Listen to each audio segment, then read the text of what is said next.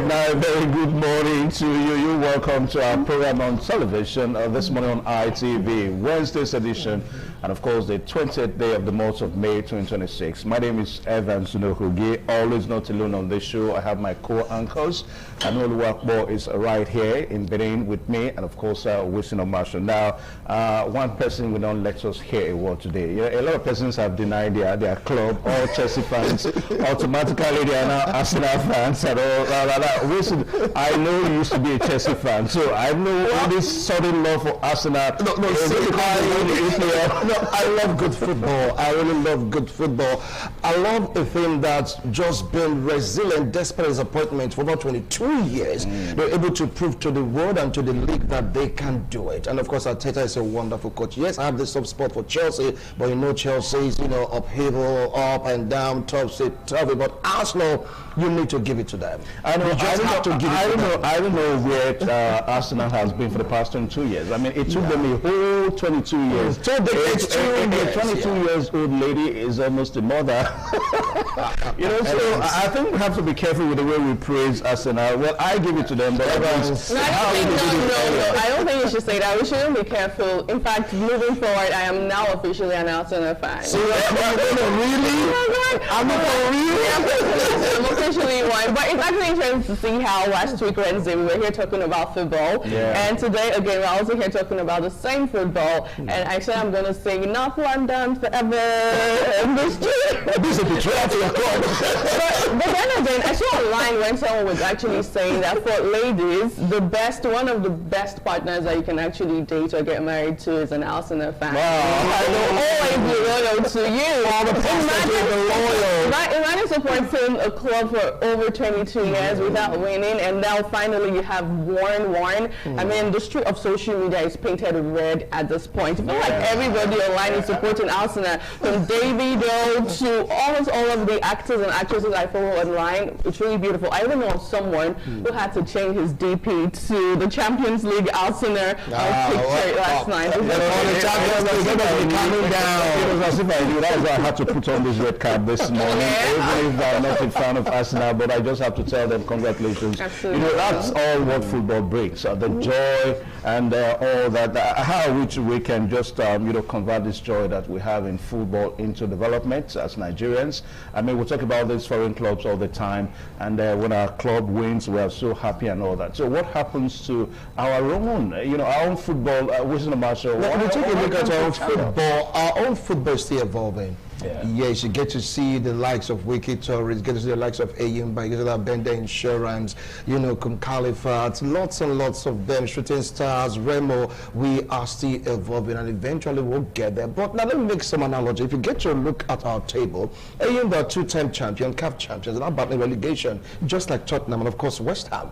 You understand it? So Nigeria is beginning to wake up when you talk about football. Way back, you get to see home team always winning their matches, but right now things are beginning to take shape, and that's what FIFA want to see. That's what CAF want to see. If you're at home, you have to play your heart out to win. If you do not play well, definitely they're going to draw or lose, and that will not even all go well for you. Now the eyes, in fact, globally speaking, eyes are on Nigerian football to see how far they can really prove their worth. If you take a look at African Confederation Football, yes, CAF, they hardly bring in Nigerian referees because of all these complaints. But right now, what is happening in our MPFL? They begin to have faith in our referee, because then it used to be, watch the ones at home, you cannot lose.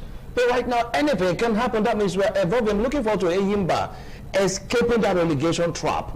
They're still the same trap with Tottenham and West Ham. Anyway, should I continue? Should I just no. You talk about football. Football is like life to Nigerians. Yeah, so that light now is what we need at this time. We should begin to think of how to let it shine in our politics. I mean, in the last few days, the political scene has been charged, most especially in Edo State. Just a primary election, within the APC, it has charged up the political scenario and and all that. So that's going to be our major talking point today in Benin, where we're going to be looking at the principle of godfatherism versus the principle of popular candidacy as it relates to our primaries in the election. I know you want to say something. Absolutely. Well, the primary election so far in the country for the APC, because that's the one that's been done, it was done last weekend, and also we saw one happen on Monday. It has been a lot, mad with several controversies, drama, up until last night. Some persons who lost in Delta State are still complaining and saying, I won the election. But then again, what we got was a different name. A case of Ned Wilco, the sitting senator and former governor of Delta State, Ifeanyi Okowa. Back here in Edo State, I know we also have our own fair share. So it really is a lot.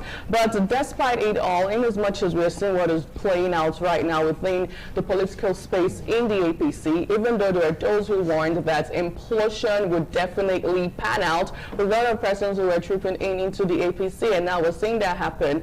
On the other hand, the opposition parties, I don't think they're ready for the election because they also do not have their own camp in other end together, and it's really a sad one. The case of the ADC in particular, we saw what happened yesterday between Rotimi Amechi, David Mark, and Atiku Abubakar. So it's a whole lot. We're looking forward to their own party primaries, if they're going to have a consensus or direct primaries. Only time will unveil. Yeah, expectations are high now because we understand that by today in the APC, the certificate of return may just be given to one of the aspirants we saw during the last primary election, even if we're still waiting for the final verdict of who actually won the primary election. The final verdict is supposed to be given by the National Working Committee of the APC. Anyway, they never used the word "may." It will be given today. Okay. Take it or leave it. But I love what is happening. It's like a replica of what happened in the primaries of the governorship election. Everybody just went their own way to announce their own results to show you that all is not well in the APC right now in Edo State.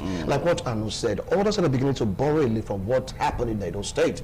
Some are saying that that was a master stroke to let the world know, to let Mr. President know that in Edo State, his 2.5 million vote is at stake. Why are you being if something is not, no, he should know. He should be aware that all is not well. Come on, how can you just fathom it? Okay, now we have two factions because nobody wants to admit it in the APC right now, but believe it or not, we have two factions already. One in support of Pastor Saige Ezeyamu, one in support of Obede Ehama. If you want to take it to live, that is what is happening. So the question now is, how are they going to merge these two factions together? Anyway, we just hope and pray that at the end of the day that this whole thing does not snowball into another big crisis within the APC. So that's just it. So we're not alone on the program. We have Lagos right there. Messelina is right there. Beautiful lady. Good morning, Mercy. She's an Arsenal fan, you know. She was all shouting yesterday, Arsenal! Yeah, good. I'm actually coming to that. Good morning, Evans. Good morning, Wilson. Good morning, Anu. As you can see, I'm excited today because I'm an Arsenal fan, so I'm very, very excited today. So I don't think I'm going to be angry today because, we lifted the cup and I'm super excited. So away from football, actually, we're going to be talking about insecurity in Nigeria. We saw what happened in Oyo State a few days ago where teachers, principal, students were kidnapped and one of the teachers was beheaded. You know, it's really sad. So we will be looking at insecurity in Nigeria. What is the faith of ordinary Nigerians? You know, people are being, this particular thing has been occurring and keep happening and what the people has been asking and what they want is just a lasting solution to the issue of insecurity, and we keep waking up to different stories every blessed day. So we would be looking at insecurity in Nigeria, what happened in Oyo State recently. So we'll be having Dr. Victor Ohai to help us talk about it today. Okay, Tolu, a very good morning. Tolu, how is Abuja this morning? No, okay. All right, so we're expecting Tolu now. So when he comes on board, we're going to be bringing him so that he shares his opinion with us. So the election, you know, big wins, big losses and all that. In Delta State, it came to me. It was surprising to me, really, because Ifeanyi Okowa, one-time senator, two-time governor, and of course Ned Walker, a heavyweight, an entrepreneur, business mogul, but you just can't compare the pedigree. I saw it coming that, look, this man will be able to stand against the tsunamic nature of Ifeanyi Okowa because he has the backing. You know, that's why the fact that they left the PDP for the APC. You never know the agreement on the ground. If they come out one-on-one, the ex-governor, two-time governor, must surely have an edge. He's been there in the Senate before. He's been there as a governor. His own grassroots is, you know, unimaginably strong compared to that of Nebel. They love what happened in Imo State. I mean, Obi Kubana. Oh wow, that actually got social media ablaze. Because I think what actually happened in Imo State, with a lot of persons also excited that he couldn't, you know, even win his tickets. I remember someone saying that someone who's trying to cling or link Imo State to the federal cannot even link himself up to the center. So a lot of persons right now in the country are angry, are sad about what is going on in our nation with insecurity, with inflation, and a whole lot more. And with a certain celebrity who a lot of Nigerians love, only for us to see him move over to the City Boys, and he was so, you know, happily showing it every time online. He even said, I saw one video where he said that the City Boy, don't worry, the City Boy is taking care of me. So a lot of Nigerians are looking forward to the outcome of his own particular, you know, scenario. And when that actually broke out, oh my goodness, got a lot of social media users buzzing. But then again, Seyi Tinubu actually encouraged him and said that you fail in some battles just to win the war. I wonder what kind of war he was talking about, but only time will tell eventually. And take a look at, you know, this young man. If you take a look at his antecedents, you get to realize one thing: party, the executives, in a way, they know what they are doing. Anyway, they know what, because that's the reason why I felt that this young man lost, because take a look at his antecedents.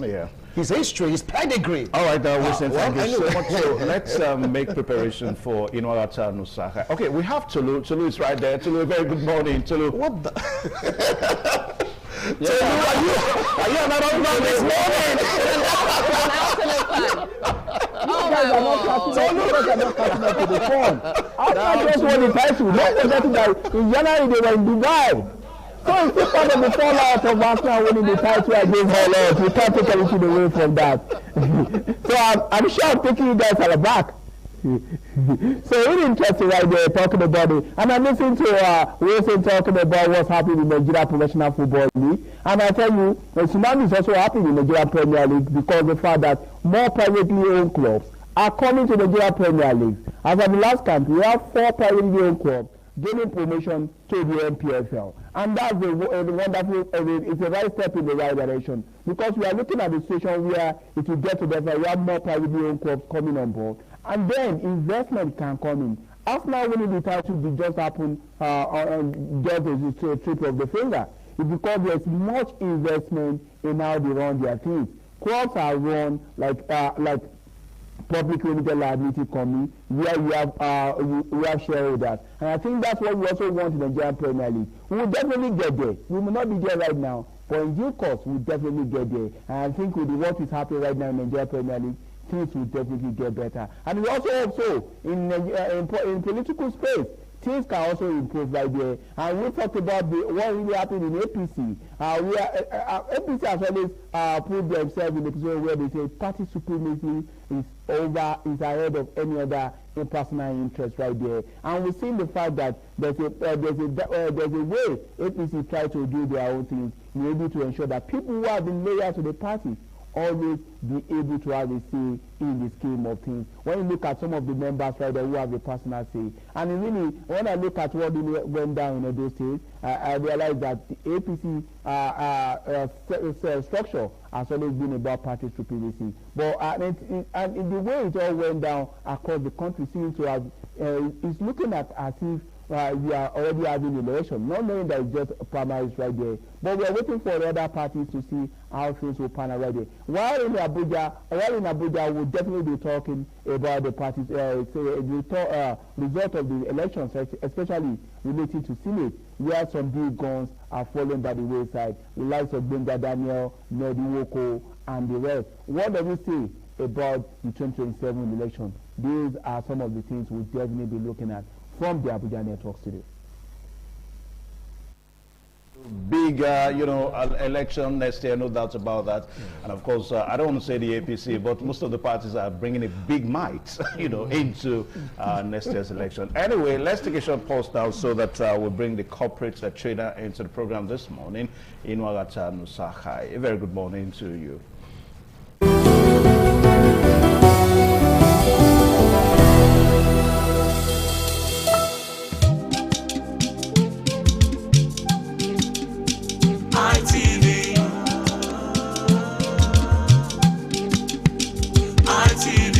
ITV, certainly the best.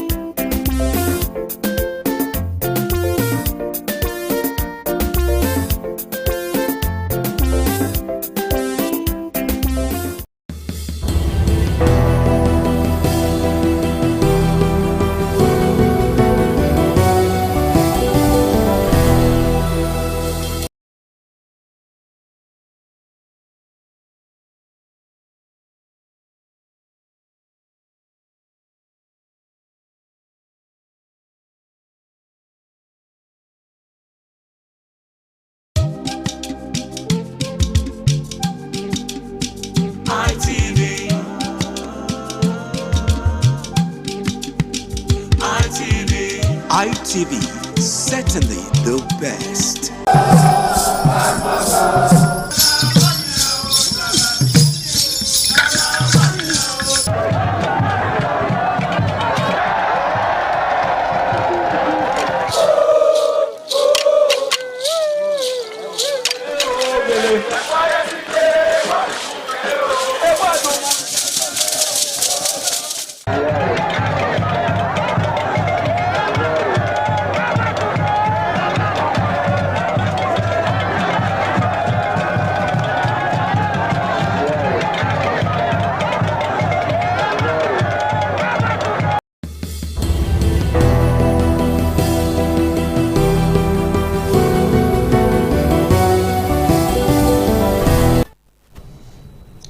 Inwagata Nusahai is my name, and I'm so delighted to come your way this morning and make your day a premium value one. Now, if you are into marketing or you are into sales, there is this recurring decimal that you will continue to come across as you go about your marketing activity. And this recurring decimal is the issue of objections. You are going to continuously face objections as a salesperson or as a marketer. People are going to be expressing concerns. They are going to be expressing doubts. They are going to be giving you reasons or why they may not buy your products or engage your services, or why they may not immediately want to make a decision to buy your product or engage your services. This is part of marketing or selling activity. This is what I have practically experienced, as a marketer. I call myself a marketer because right from my undergraduate days, I've been into marketing. After undergraduate, marketed for insurance, marketed for a member of the stock exchange, a fund management company, and today I market corporate training service. So you will always come across objections. People will always give you reasons why they will not want to buy your product. They will express doubt. They will express concern. And you can actually engage the emotional intelligence component of social skills to handle situations like that. And this morning our focus is going to be how to real estate marketers use emotional intelligence component of social skills to manage prospect objections. That is going to be our case scenario. You know, we have been looking at, we're driving workplace productivity with emotional intelligence. We have gotten to the fifth component of emotional intelligence, which is social skills, the emotional intelligence component of social skills. I remember that that is the point, the emotional intelligence component of social skills is the point where the first four components of emotional intelligence come into physical demonstration. The emotional intelligence component of social skills is the ability to effectively manage relationships towards achieving desired outcome. And so we are going to see how two marketers from a leading real estate company in Nigeria, you know, were able to engage the emotional intelligence component of social skills to manage objections when they went to make a presentation before diaspora Nigerians who were presently in the country for an event. And so we just go straight into the case scenario.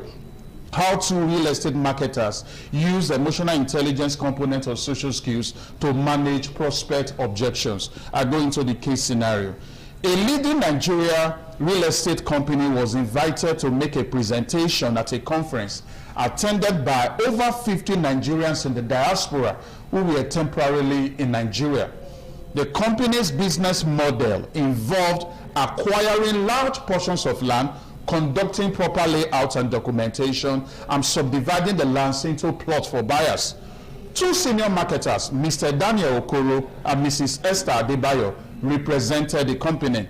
During the presentation, they explained the company's investment opportunities and land acquisition processes. However, during the question and answer session, some participants raised serious concerns. That means they raise objections, they raise doubt, they raise fears. So we are going to look at four objections that this participant raised concerning the product service and product offering the two marketers from this leading real estate company in Nigeria presented before them in that event. Objections raised by participants. The first objection was fear of land fraud. One participant said, many diaspora Nigerians have lost money through fake land deals and double allocations. I will read that again. Many diaspora Nigerians have lost money through fake land deals and double allocations. How do we know your company is different? That is an objection. That is a doubt. That is a concern. Then the second objection raised by another participant. How can that objection is on safety of investment while abroad? Safety of investment while abroad. How can we monitor our investment while living outside Nigeria? You know, they are not here to physically see the investment or physically monitor it. So that fear, that concern is there on how they can monitor their investment while abroad. Then the third objection is credibility of the company. A participant's question.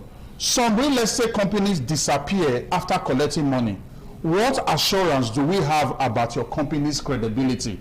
That was also another objection. Then the fourth objection was fear of hidden charges.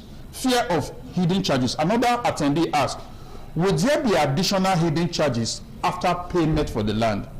So these were the objections that, you know, these two marketers from this real estate company faced when they went to do that, you know, presentation in that event where not less than 50 Nigerian diasporans were present. And so we are going to look how we engage the emotional intelligence component of social skills to manage these objections. Remember, the emotional intelligence component of social skills is the ability to effectively manage relationships to achieve desired outcome. Now, active listening.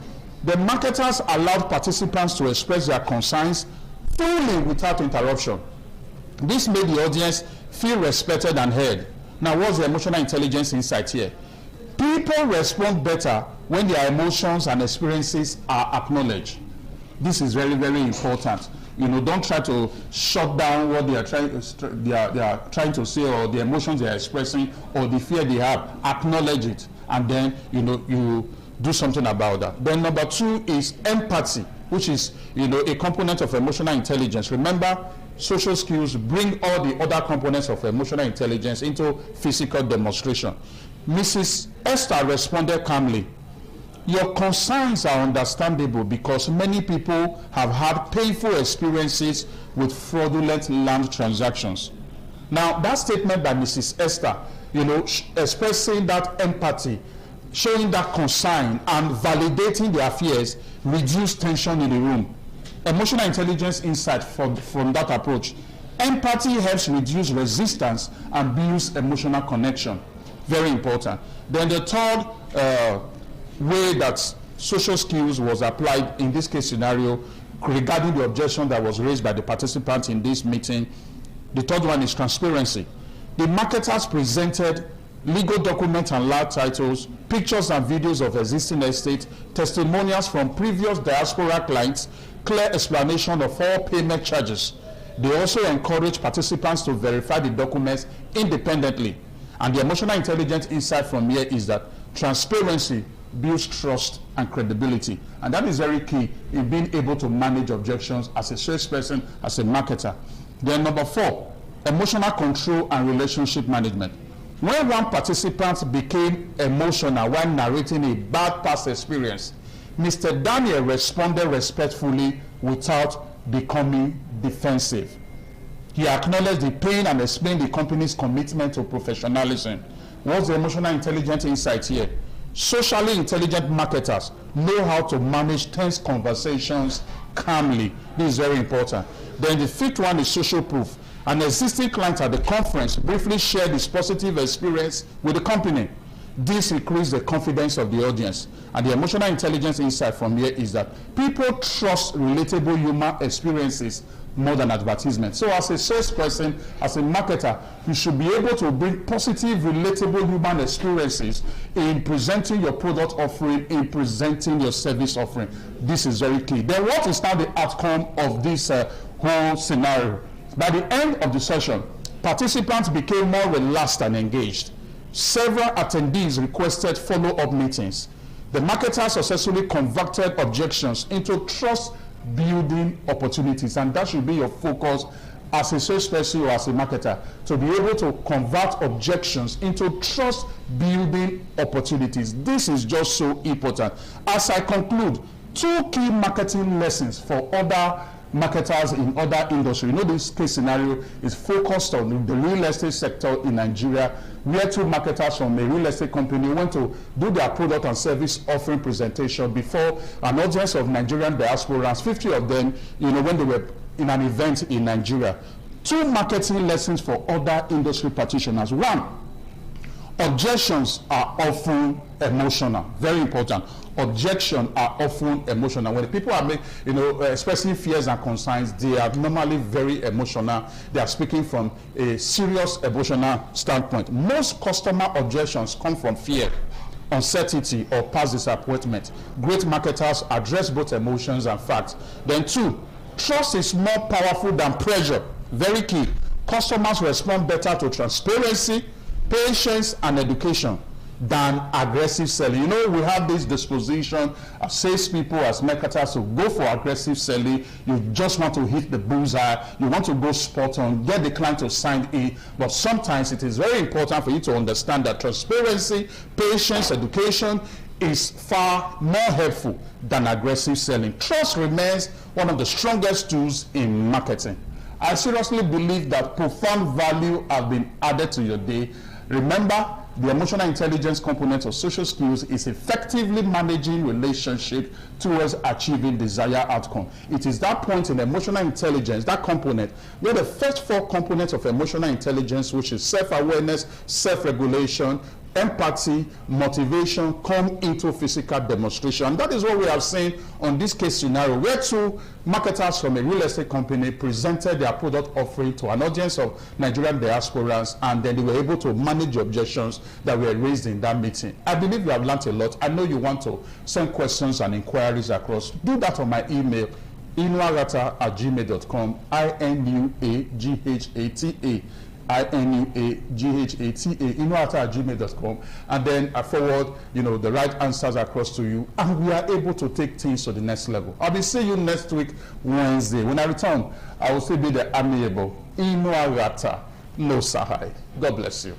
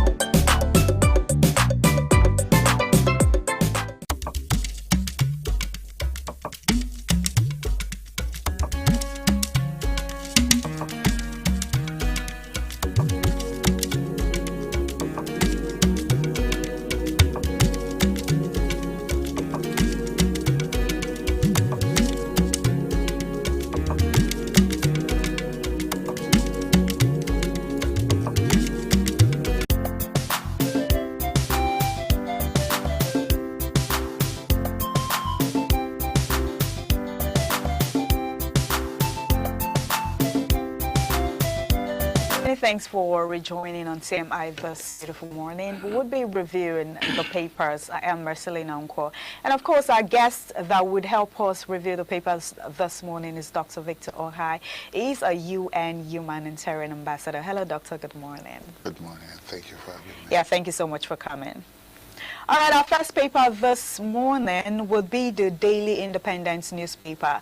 The Daily Independence newspaper, the big headline there says, rising food prices sparks calls for agricultural tech investments.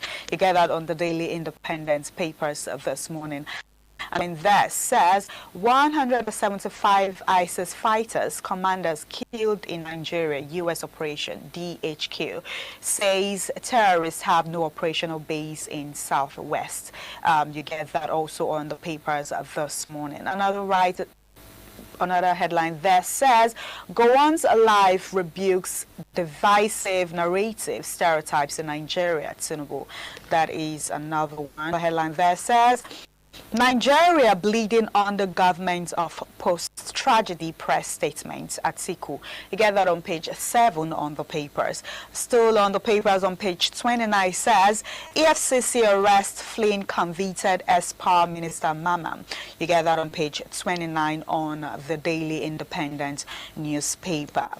Pantami withdraws from APC Govern race in Gombe, cites violations of Electoral Act. You get that on page 6 on the papers. Another one says, PDP grants Jonathan waiver screens 12 governor aspirants. A rider says to screen 2,122 assembly, 748 reps, 198 senatorian, 112 governor aspirants. You get that also on the papers. Still on the headline, another one says, Minister hails tax on board office as key reform under Tinubu admin.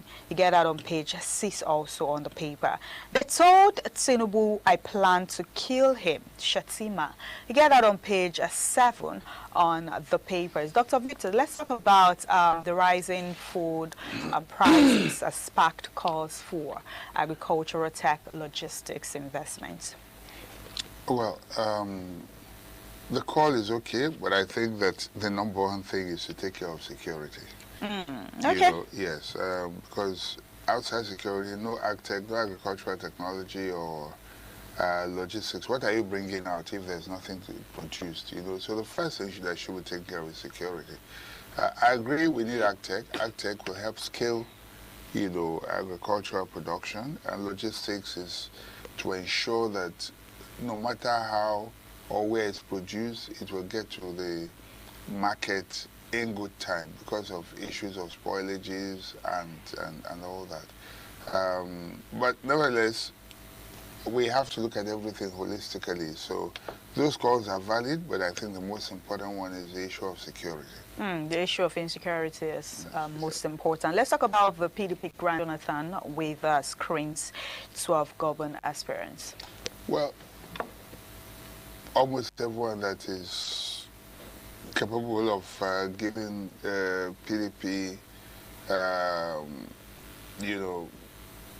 that face and visibility and strength is going in the party. So I think this is like a lifeline for them. They're hoping that some of his goodwill will rub off on the party. He's still a party member. He has not resigned.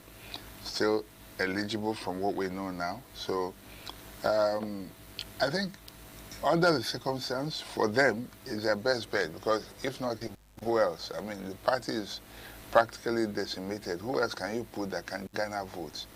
They're hoping that he has a lot of goodwill in the north, not even in the south.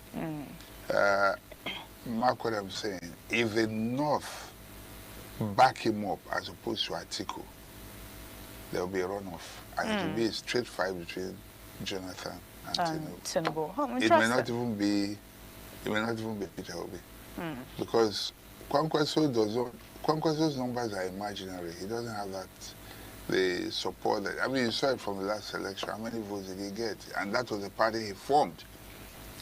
So he has a movement, he has very strong supporters, but they're not as widespread in the north as we think. And I've always talked about something on this table.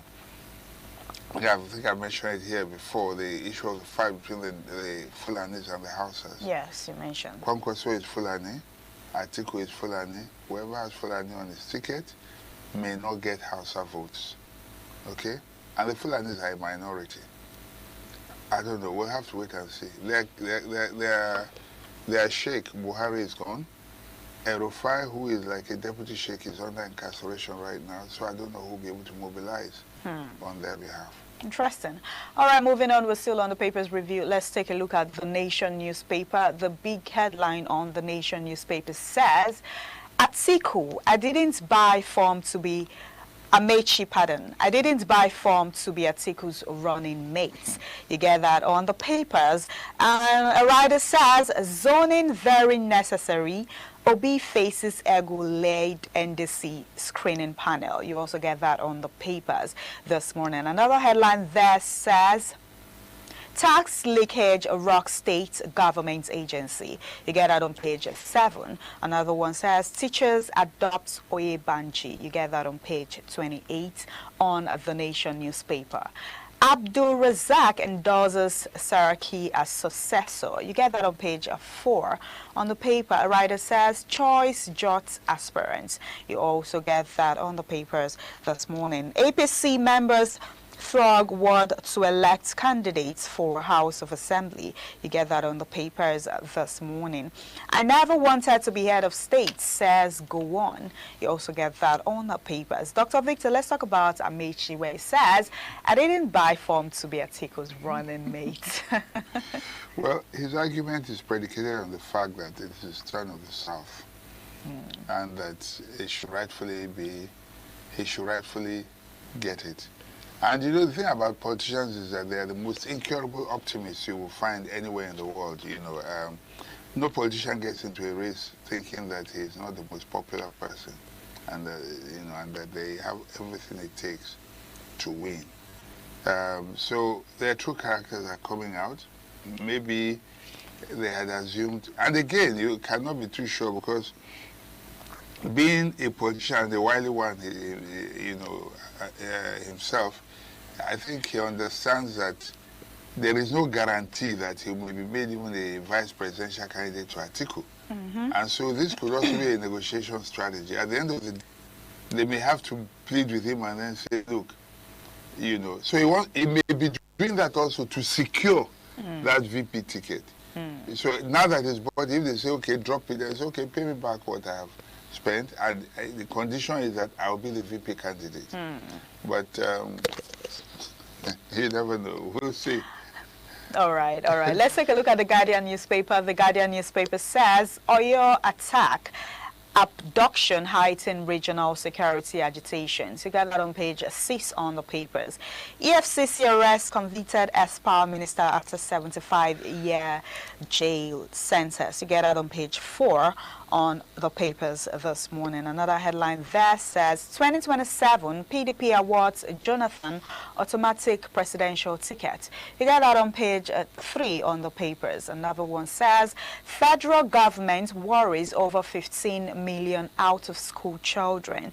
You get that on page 3 on the papers. Another one says Ebola, World Health Organization raises the alarm as death toll hits 131. You get that on page 4 on the papers. Another one says prosecution accuses El-Rufai's family of media campaign, Tendance wiretap evidence. You get that on page 30, pardon, on the papers. Another one says Nigeria U.S. operations killed 175 Boko Haram ISIS fighter. You get that also on page 4. And another headline that says Arsenal earned 22-year wait for 14th English Premier League title. I mean, Dr. Victor, I've been excited since yesterday because I'm an Arsenal fan. Let's talk about that. I mean, after 22 years. You afford not to be selfish.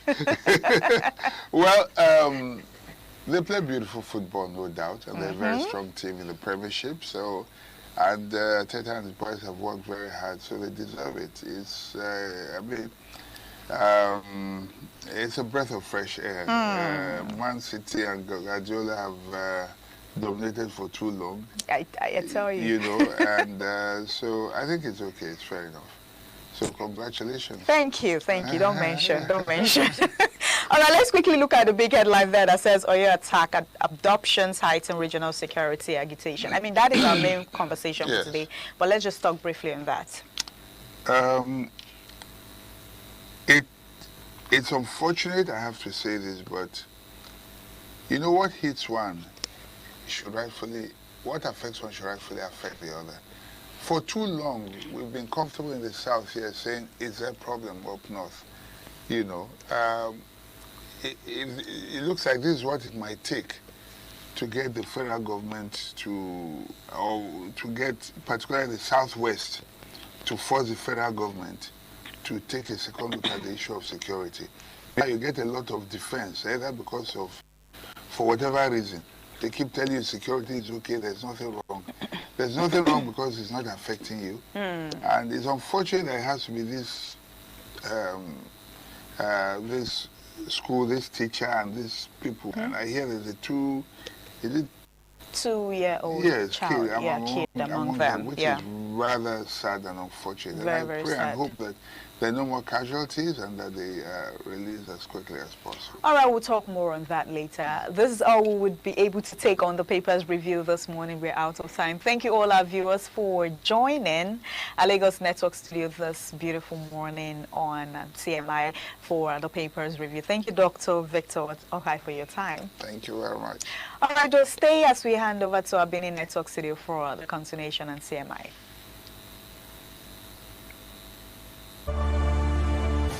The corporate world is set to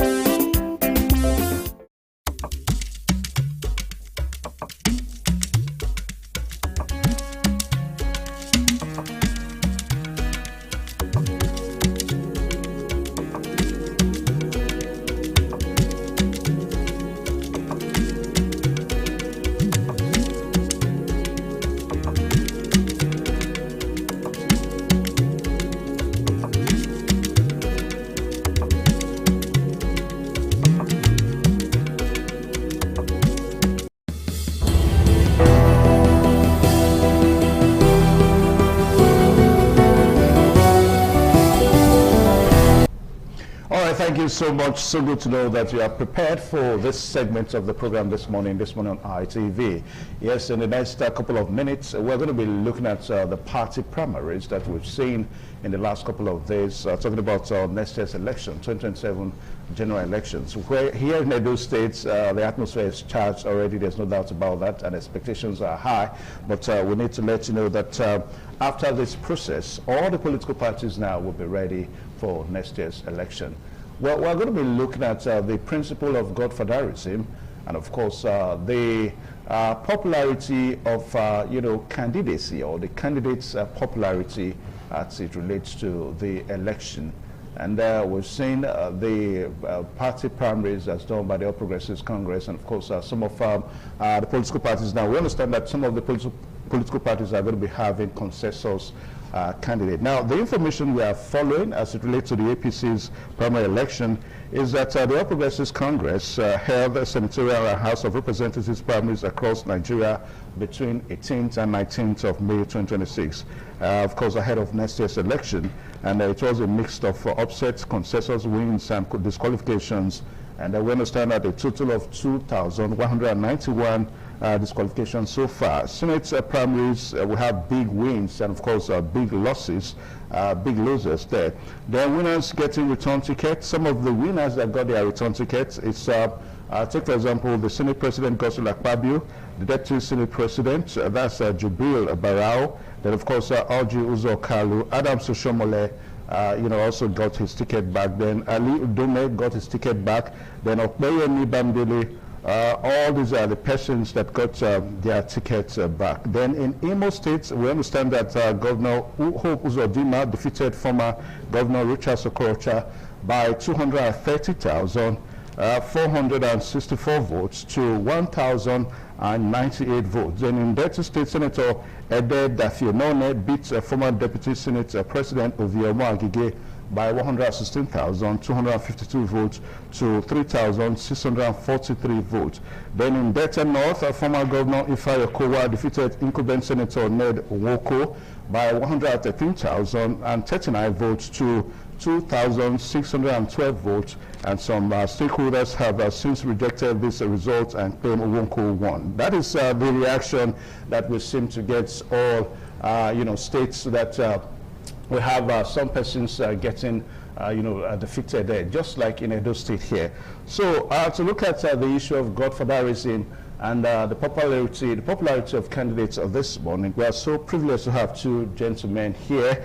Yes, we have Apostle Emmanuel Egehon, who is the GA Banner Solution Christian Center, and of course APC stalwart in Edo State. Sir, welcome to the program this morning. Good morning very much, and viewers, good morning. Yes, and also we have Bishop Akalame, policy analyst, political analyst, and of course the IPAC chairman in Edo State. Bishop, we welcome to the program. Good morning. Good morning. And also my co-anchor here, Wilson Marshall. Wilson, nice to have you one more time. Yeah, I was like, surprised. I didn't hear about Edo State, the number and everything. But anyway, in course of the discussion, they're going to throw more light into it.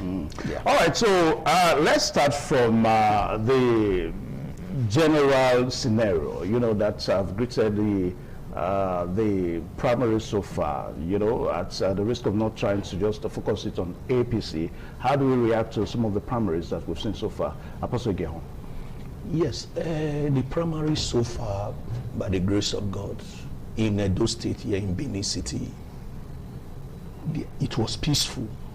We didn't hear any situation whereby destruction, killing, compared to those days.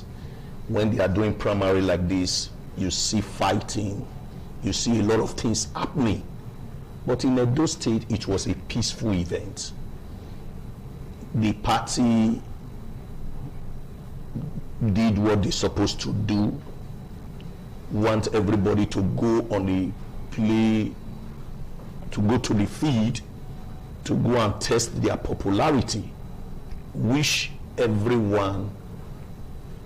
candidate, they went there and everybody vote for his choice.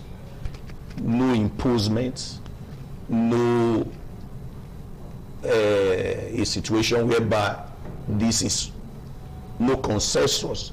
Just go and test your popularity, go and test your strength. And it was done in the senatorial, the National House of Assembly. It was done like that, and also in the senatorial aspect of it, it was also done. And it was peaceful. Okay. All right. Well, as IPAC Chairman Bishop, from your own analysis, the primaries conducted 2 or 3 days ago, because we have 2 sets, 2 days, so to speak, was it credible, free, and fair from your own analysis? The question you asked, whether it was credible or free. The election has come and gone, and winners emerged. It is now incumbent on the political party to decide whether it was free and fair. And in as far as I'm concerned, the state IPOC chairman, for now, we cannot actually give a statement at this point, because a lot of political parties, date of primaries are still there. Like the Zen Labour Party now will be having their own on the 23rd, 25th, and 26th. So other political parties will be having theirs. It is when all these political parties have their 22 right now, have done their primary, you can now look at the general overview of what has transpired. But in the case of, I think, APC that have done their primaries for now, as far as I'm concerned, like he said, debt is not recorded, and there are no issues, and to them, I think everything is good for them. But for us at IPAC, as the chairman of all the political parties in Edo State, the statement we are going to issue will be after all the political parties must have done their primaries. We now look at it, general overview, look at how everything play out, then we make a statement whether all the process were smooth. So are you saying that you cannot comment on the APC's primaries right now? No, I am not saying I cannot comment. Even as far as I'm concerned, if you see when I started, I have already commented. I said with what I have seen, because what we've seen is on the pages of newspapers and the social media. But I have seen where some persons were crying that where my candidate, I think I saw the one senator here who said I wasn't allowed to vote. You know, the people have their own perception about what has happened within. This is party affair. It's a political party affair. So whatever happens there, if a candidate was not given the opportunity to emerge as a candidate, then he deal with it within the party. You see what I told you? Well, even when I was a senator, he said, well, I was not allowed to vote, but I will not go outside the party. I will approach the panel set up by the party to question what has happened. Okay? So that is what is happening. It's internal democracy. So if you contest an election within the party and you feel that you are not being treated fairly, what you do, you approach the panel, you approach the system, the internal system to address your concerns. You know, your concern will be addressed. But as far as I'm concerned, at the Interparty Advisory Council in Edo State, what I've seen, death was not recorded. The process I have seen going on, but what I've seen, there's something I saw that was going on. I don't know whether we're going to be talking about that. Possibly, now we must give credit to the Independent National Electoral Commission. I mean, the way they came out this year to, the National Assembly, and of course, giving them credit the way they came out this year to address, to amend the Constitution. I mean, is what gave rise to the kind of primaries that we've seen, whereby parties are allowed to do the kind of primaries that they can do. Now, for the All Progressives Party, that's your own party now, you did the direct primaries, option A4 and all that. But that seems to have given the problem that we're experiencing now. I mean, the flip side of the whole situation is that this primary would not have been done this way. I mean, a situation where we hear that the counting were not accounted for properly, a situation that it's agog on social media. You hear some persons counting 1, 2, 3, 10, 68 and all that. Now, would you want to say that your party did the best thing after all by adopting this direct, primaries and of course the option A4 system? The direct primary that was done especially in my local government, which is a local government, and in my ward, which I belong to, which is Ward 2 in a local government, a situation where there are multiple counting. I was in the field. Nothing of that was recorded in my particular ward, where I'm a leader. Which word is that? Ward 2. Ward 2 in Igor. In Igor. Okay. There was no multiple. Everybody, INEC did a very good job. Where if you are for candidate A, queue up with the photograph, their party agents were there. That is the candidate agents. They were in those places to view what the INEC will be doing. And if your agents are on ground, I believe there is no way malpractices, double counting can or overcounting can emerge because your agents are there. And every of these leaders mandated, because there were media, social platform, to record everything that was going on. Yeah, it is from that social platform that is in Benin City in Edo State. We didn't see such thing. It may have happened in other states. In other local governments? I don't, to my best of knowledge, to my own local government, local government, nothing of that happened. Our party agents are there, different candidate agents who are members of the same party. They are there to really supervise what is going on. And they did well, and everybody, they signed, INEC got the result.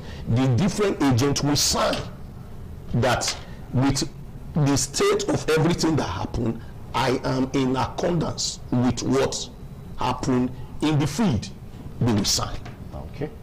Okay. All right. Well, Bishop, you are like talking about the things that you saw, the things that you observed. Let's zoom into what transpired in the APC primaries. We saw a 7th senator, yes, Emmanuel, complaining that he wasn't allowed to vote. Now we saw that case. Yes, Emmanuel, yes, of course. Yeah. And we saw Pastor Sage Zeyamo declaring himself winner. We saw yet another Obede Yama saying is the winner. All happening in the APC. Do you feel that there's, you know, the voice and the touch of godfatherism and the just concluded APC's primaries? Thank you very much. You see, the principle of godfatherism has a root in Italy, in Europe. And this was an arrangement by the Italian mafia. It has been in existence. What is this all about? It is a political arrangement where influential people, you know, influence the emergence of their preferred candidates in exchange for loyalty, control, and the control of the resources of the state. You see, it has weakness. What is the weakness we see there is that it leads to weak leadership, it leads to political instability, it leads to corruption. That's why you see, you vote for someone, he will promise you heaven and earth. At the end of the day, then the people begin to complain that he has not delivered on his promises. Don't forget, it is a product of godfatherism. A godfather will not give you an opportunity to shine if he's not getting anything. That's why I say in exchange for that loyalty, control, and the resources. So you've got that the resources that ordinarily will have used to better the life of the people, that money will be going to the godfather. Yeah. So, in a nutshell, if that happens, in the just concluded primaries, when you feel that a particular candidate emerged as a result of the influence of someone more powerful, it is something that has been in existence. But what we don't allow and what we keep against as a council, with the party advisory council, is anything that will lead to the weakness of democracy. Anything that will not sustain democracy, because that is what we stand for. The sustainability of our democracy. Because by the time you begin as an influential person, begin to influence the emergence of a candidate who does not match the interest of the general public, then you are weakening our democracy. So, in this case, if anything happens in a political party, when you feel that some influential person are now responsible for the emergence of a particular candidate, we the general people do not accept, like I said, approach the panel. In every election, there is a panel set up that if you are not okay with the system, approach that panel. They will not decide what has happened there. Then when the result now comes and say you're not okay, you cannot approach the court. That is the system. So if you go into an election and two candidates emerge, and maybe as a result of primaries, that has to be the trouble of that particular party to handle. It is normal in a system where people are very desperate. It is normal in a system where people are desperate for power. I do tell people that you don't force yourself on the people. When the people choose you, this is the man we want. I was the man, the people now say this is the man we want, and they settle for you. I will come into when you assume that office. Don't forget that you are not there to represent yourself. The one you have seen all these things that are happening everywhere. A lot of our politicians are privatized the public office. Bishop, you've answered the question. Do you feel the hands of Godfather in the just concluded APC primaries? That's the question. What I'm telling you, in as far as I am concerned, I am not in APC. So if anything has happened there, and which feel that a candidate said that one had been favored at the expense of his own interest, upon the panel, the system without that political party to address that situation. So right now you don't know. I am not a member of APC. I don't know. But you are head of IPAC cannot lie. That is why I'm saying that. Okay, let me say this. Like I said, as a chairman of the Edo State Interparty Advisory Council, what we do in the council, I want to let you know. We are 22 political parties in the state, right? Now, after the conclusion of the party, now some candidates and some aspirants who conducted that primaries now, they are complaining, right? We will take cognizance of this complaint. We will not do a general work. We will not look at the whole system, whether it's a free affair, whether all the activities that happened in during the election, the primaries, we're not there to sustain our democracy. Then we issue a statement. Now, I want to ask your IPAC, because what we are looking at, we are looking at a family issue. Yeah. The APC is a family, it's a political family. Now, remember, IPAC, can you still intervene in a family issue? No, what we do here is that if a political, like if a party, members of a political party having issues, we don't go in there. No, that's we don't go there. What we do is that when a party and a political party, let's say party A and party B are having issues, we can go in there. So automatically you cannot say anything as far as this issue is concerned, because this is an internal problem.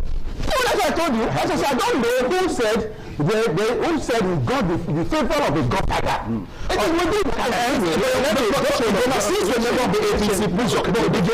Is there a touch of godfatherism in your primary? In this present primary that APC organized in Edo State, there was no godfatherism. Okay, let me read out something to you, because there's no doubt that the atmosphere is charged. Yes. I mean, as a matter of fact, the tensions are high. We understand that one of the aspirants is going to be given a certificate of return today, may be given a certificate of return today. Then we also understand that the National Working Committee may give their final verdict today or tomorrow. Now, to buttress that, this is in the public space. This is from the office of the National Chairman of the All Progressives Congress, and of course it says unauthorized announcements of senatorial direct primary result. Now, what is, because of time, what it says is that the result is going to emanate from the National Working Committee's office. Now, I want you to marry, you know that as APC steward, you know that. Now, I want you to marry that with what we have, all peddling around. Two results. The two characters now, Pastor Saigio Zeyamu and of course Morigi Ogbedi Hama, two of them claiming to have won the primary election. So how do we put all that into the expectation that it is the National Working Committee that ought to give the final verdict of who won the election? Yes, that is what Bishop Akalame said. Yeah. That if there is any problem in the party, those like candidate A says, I was robbed from from my position, and candidate B will say I was robbed from my position. If there is any issue like that, because it is an internal issue, go to the central body, lay your complaint, which is the National Working Committee. National Working Committee. Lay your complaint to them that this, and with proofs. If there are proofs, they will look at it, they will scrutinize it and see if it is so glaring. And if it is glaring, the National Central Committee will announce the results. But a situation whereby you don't have proof, you don't have you cannot substantiate your victory,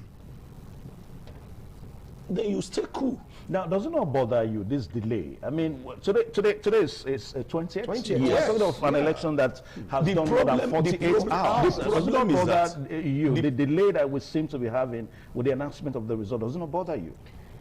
Yeah, it bothers in the sense that, assuming candidate A did not announce his own and candidate B did not announce his own, it will just be the result that day. But the two of them have announced their result. Pastor Saige Zeyamu announced that he won. Yeah. Ogbede Ogbedeyama also announced that he won. So where are we? The problem is that if a recognized body was sent from Abuja to come and conduct the election, and that body, which is INEC in this case, and INEC declared the result, I believe there is nobody. So in other words, violate what INEC have declared. The National Working Committee cannot violate what INEC is saying. Is that what you're saying? Yes, they cannot violate in the sense that if all the proofs will be with them, they will see. If they see that it is a candidate A that won the election, they will declare it. If they see that it is candidate B that won the election, they will declare. All right, Bishop, members of the National Working Committee are members of the APC, right? Now, what if these members have a particular aspirant in mind to make him the candidate with any complaint given to that National Working Committee? Is it going to make any difference if they already decided that A or B will become the candidates of the APC? Thank you very much. You see, like I just told you, this thing happened everywhere. There's no place, anywhere you go, you must understand the politics of every organization. Like I do tell people some time ago, when I worked for, when I was training corp members in Edo State, I do tell them, I say, if you are working in any organization, try as much as possible to understand the politics of that organization. Even here in ITV, you must understand the politics of ITV. That's why you see that something that you would do, you get query. Muslim may do it, may not have query. Selective justice. It is not. You don't call it selective justice. It does that he understands the politics of the system. Yes, no. So even though you have two wives, any wife that gets your favor is that you understand the politics in the house, even in the church, anywhere, you must understand the politics of every organization. So, if this matter have gone to the working committee and something, is out, the result is out, say, okay, this is the candidate, people will talk. That is a premeditated action. They already know who will emerge. It is normal whether they know whether who's to emerge or who will not emerge. What is important here is that somebody has emerged. Does he have what it takes to drive the economy? Does he have what it takes to deliver his promises to the people? Because what I've seen so far in Nigeria that is so disgusting that we are trying to find solutions to is that people are now making politics a business venture. And that's our concern. We are going to do a program concerning that very soon. That once you do a business, you make money. You are looking for where to keep that money, invest that money, and start recouping. And the only place where people see now when they travel abroad, they come to Nigeria, is politics. And that's why when they come in there and you Zoom office, so people will go to House of Rep, they will just be there. You will not hear from there till after 4 years. But when they now come, because they have mastered the art, they master what to do to the people, you see them buy grinding machine, wheelbarrow, 2 cups of rice, just name them, just to bribe the people.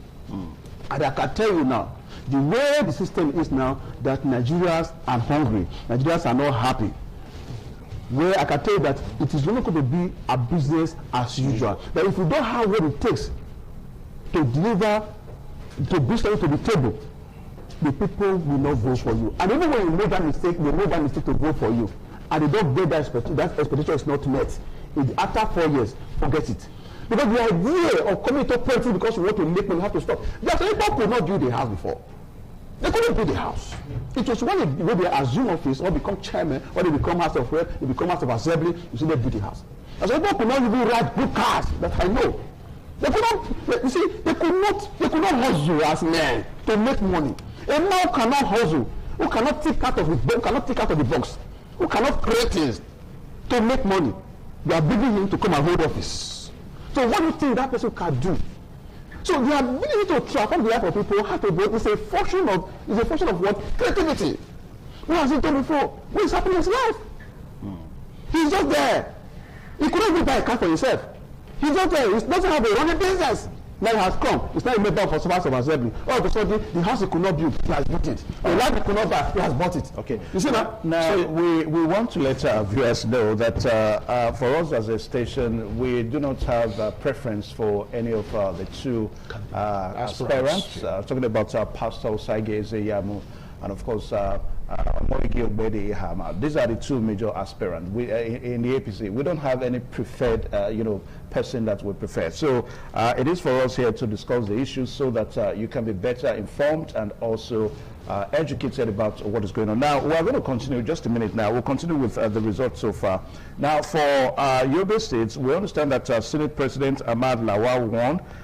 Then, of course, former Senate President, I beg your pardon, Ahmad Lawan won.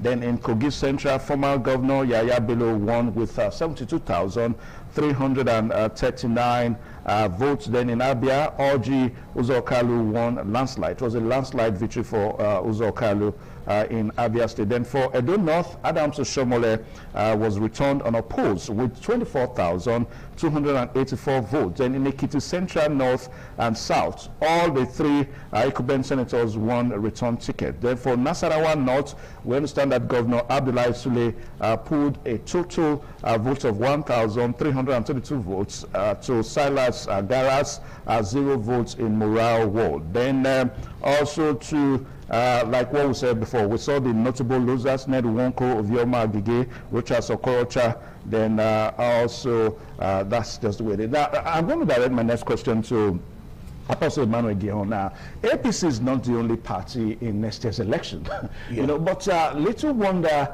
how come this party seems to be responsible for the dust that we find within the political polity. Now, does it not bother you that this may mar the chances of APC? Because as we speak now, some persons are already offended, with what is going on. The sensitivity of prospective voters are being offended. They may want to give it to other parties. Does it not bother the APC? Many people during an issue like this, some people will be offended. Some, it may not go the way they planned it. But one thing is that party, the supremacy of your party makes you a very good politician if you understand the supremacy of your party. You may be aggrieved. You may be grieved and said, I did what I expect. I am so popular. And at the end of the day, my chances was not given to me. Because of that, it does not make you a bona fide person, a party person, to not say, because my opportunity was not given to me, I'm going to spoil everything. It doesn't make sense. If you are really a Democrat, you lose. You will fight on how to improve your chances next time. Because if you say, now that it is not given to me, I will go and work for an opposition party, it makes you not to be a very good Democrat. For a good Democrat, you will stay put in the party, build the party, do every structure that will make the party advance. By so doing, people will believe that this man... What about somebody has built the party to the extent that the party is now building? You keep building? You keep building. You keep building a house that is taking you keep building. That makes you, because if you are saying you build and you were denied that opportunity and you want to destroy the house that you have been building. It doesn't make sense. You keep building. That makes you a good Democrat. You see, in Nigerian politics, people don't, if you are a Republican, you see many people in the Western world, if they are in party A, that is the party they just begin to go through. Until a time, that party will begin to ring there. But now, in Nigerian politics, the problem we are having is that when somebody discovers that he didn't favor me in party A, he will be looking for party B to jump to. You are not building a Democrat. You are not a Democrat in nature. You are fighting for your personal interest. All right, Bishop.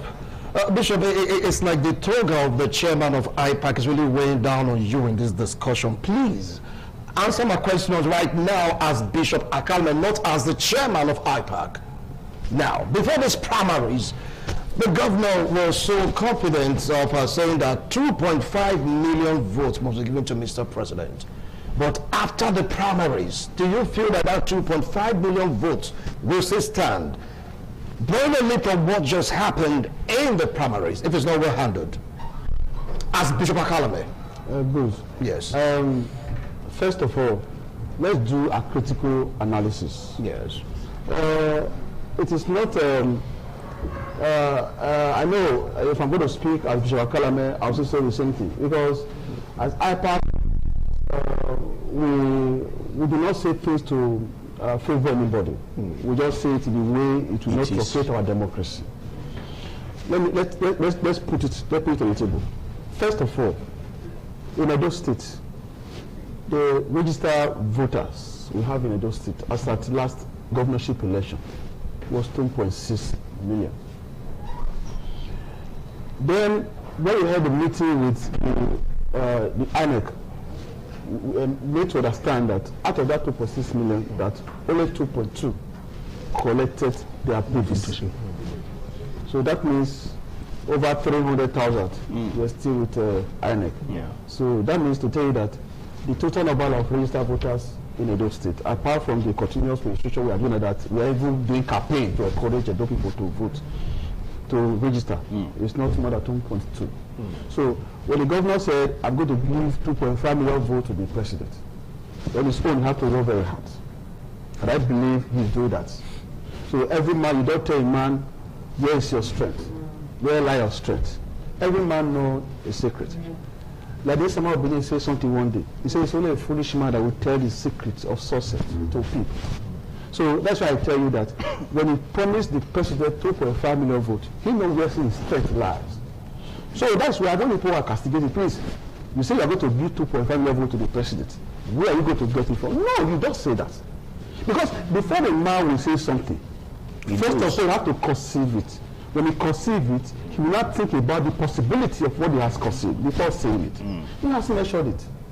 So what you people should watch out for is the possibility of that assertion. I'm going to give Mr. President 2.5 million votes. And the Mr. President have heard that. Stakeholders have heard that. Because even with two, I need 2.5 million votes to give to my candidate that will contest the president. And I believe that Bishop Akalme, I believe that even the candidate of other political parties, they also need that. So you don't question the governor where is he going to get the 2.5 million votes from. So you don't question his strength. You don't question his capability. I don't know if I've answered your question. So as an IPAC chairman or as the head of the council in the state, it is not in my nature. It is not in the nature of the council to castigate. What we stand for, if we see any activity that will truncate democracy, we will come for you. Any activity that will truncate democracy will come for you. And if you what happened, let's say 2 days ago, will not truncate democracy. No, it won't. It's like eternal. It is eternal. Because you said you call for that. Like now, take for example now, Ebasubebe is the head of AB party, and you are the head of BB party, and your members have gone to the secretariat to fight them and destroy the secretariat. Then you wait for IPAC because we are going to bury that case. Because you are protecting democracy. That is what we stand for. We want to sustain democracy. You see what we start from? So if you have an issue within your party, deal with it within your party. Not to escalate. Now, Apostle Gihon, let me also bring you up to something, because we, in as much as I'm praising your efforts as, your party, the All Progressives Congress now, for allowing all card-carrying members to participate in this primary election. But we must look at something, because we're coming from a journey whereby INEC is trying to, restructure the political scenario in the country. As a matter of fact, one of the amendments is that all political parties should register their membership digitally. Now, with what we saw 2 days ago, you want to tell me that those members, because there are allegations of imported members, giving political cards to go and cast their vote for certain preferred, aspirants and all that. Now, with what we saw 2 days ago, are you telling me that those persons are really members of your party? In other words, has the party aligned with the requirements of INEC that political parties should register their members digitally? On no account should somebody does not have a party card. You are not a member of your party. A party card is just it's just a piece of paper. No, INEC registration card. That is INEC.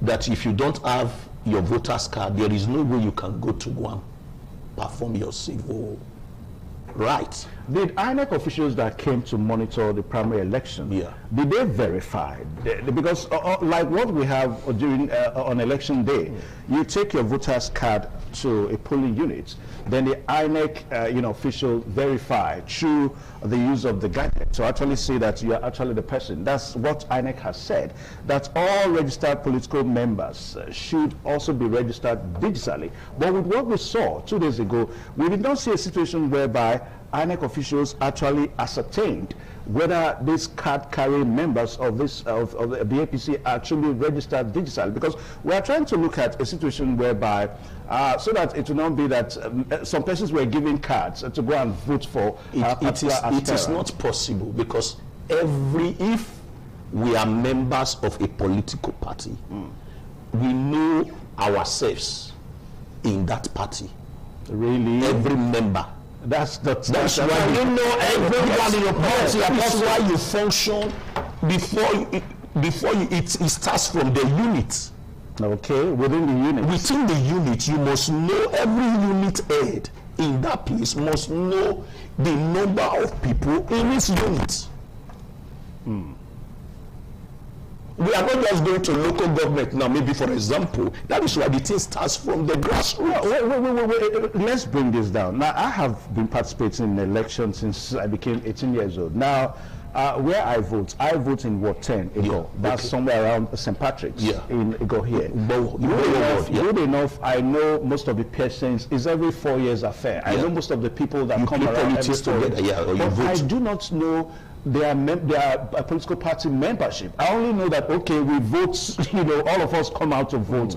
So what we are looking at is that the possibility of giving cards, because for us in the media, we look at issues from all dimensions. The allegations are that some persons gave cards to some persons to go and vote for some particular aspirants on that day.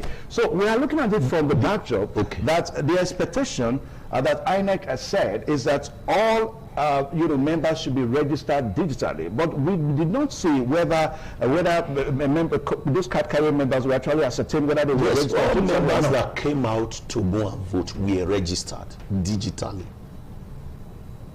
Are you getting me? The observers, did they confirm? Yes, they confirm, because if I see, for example, I am a member of my party and I now discovered that this is the candidate I am voting for, and I now see that person is not a member of our party, somebody brought group of people, I will raise an alarm. That this person, when this person they bring comes to, he will not be member. You will realize why we have agents in that place. I will know if I am an agent of a particular candidate, and I'm not seeing another candidate is bringing in people to come and vote, I will raise an alarm. All right. I'll say, these people this person is bringing, they are not a member of this world, or a member of this, our party, a member of this particular party in our world. What about the allegations that some of the agents sold out? I don't want to mention it. If agent is sold out, then the agent that is sold out, allow him to be bought, is not doing the candidate favor, and it's very wrong. It means that person is not a Democrat. That person is not a good person. Right. You can't buy me. Okay, Bishop, let me come to you before we call it a wrap on this particular segment. A decision must be taken eventually. A winner must definitely emerge today between Obede Iham and, of course, Pastor Sage Izeyamo. The question now is, no matter the decision, should these aspirants accept it? That is on one hand. On the other hand, can the decision of the National Working Committee be trusted? Question, if the decision can be trusted. You see, the party is supreme. I am the state chairman of the Zeni Labour Party. As the state chairman of that party, I cannot question the decision of your NWC. I can't. So if they are taking the decision, they will run with the decision. Even we are, as members of the NEC, anytime, sometimes we go for a meeting, there are some decisions the national chairman will push to the house. Some of us will raise our hands and say, no, we leave this for the national work committee to decide.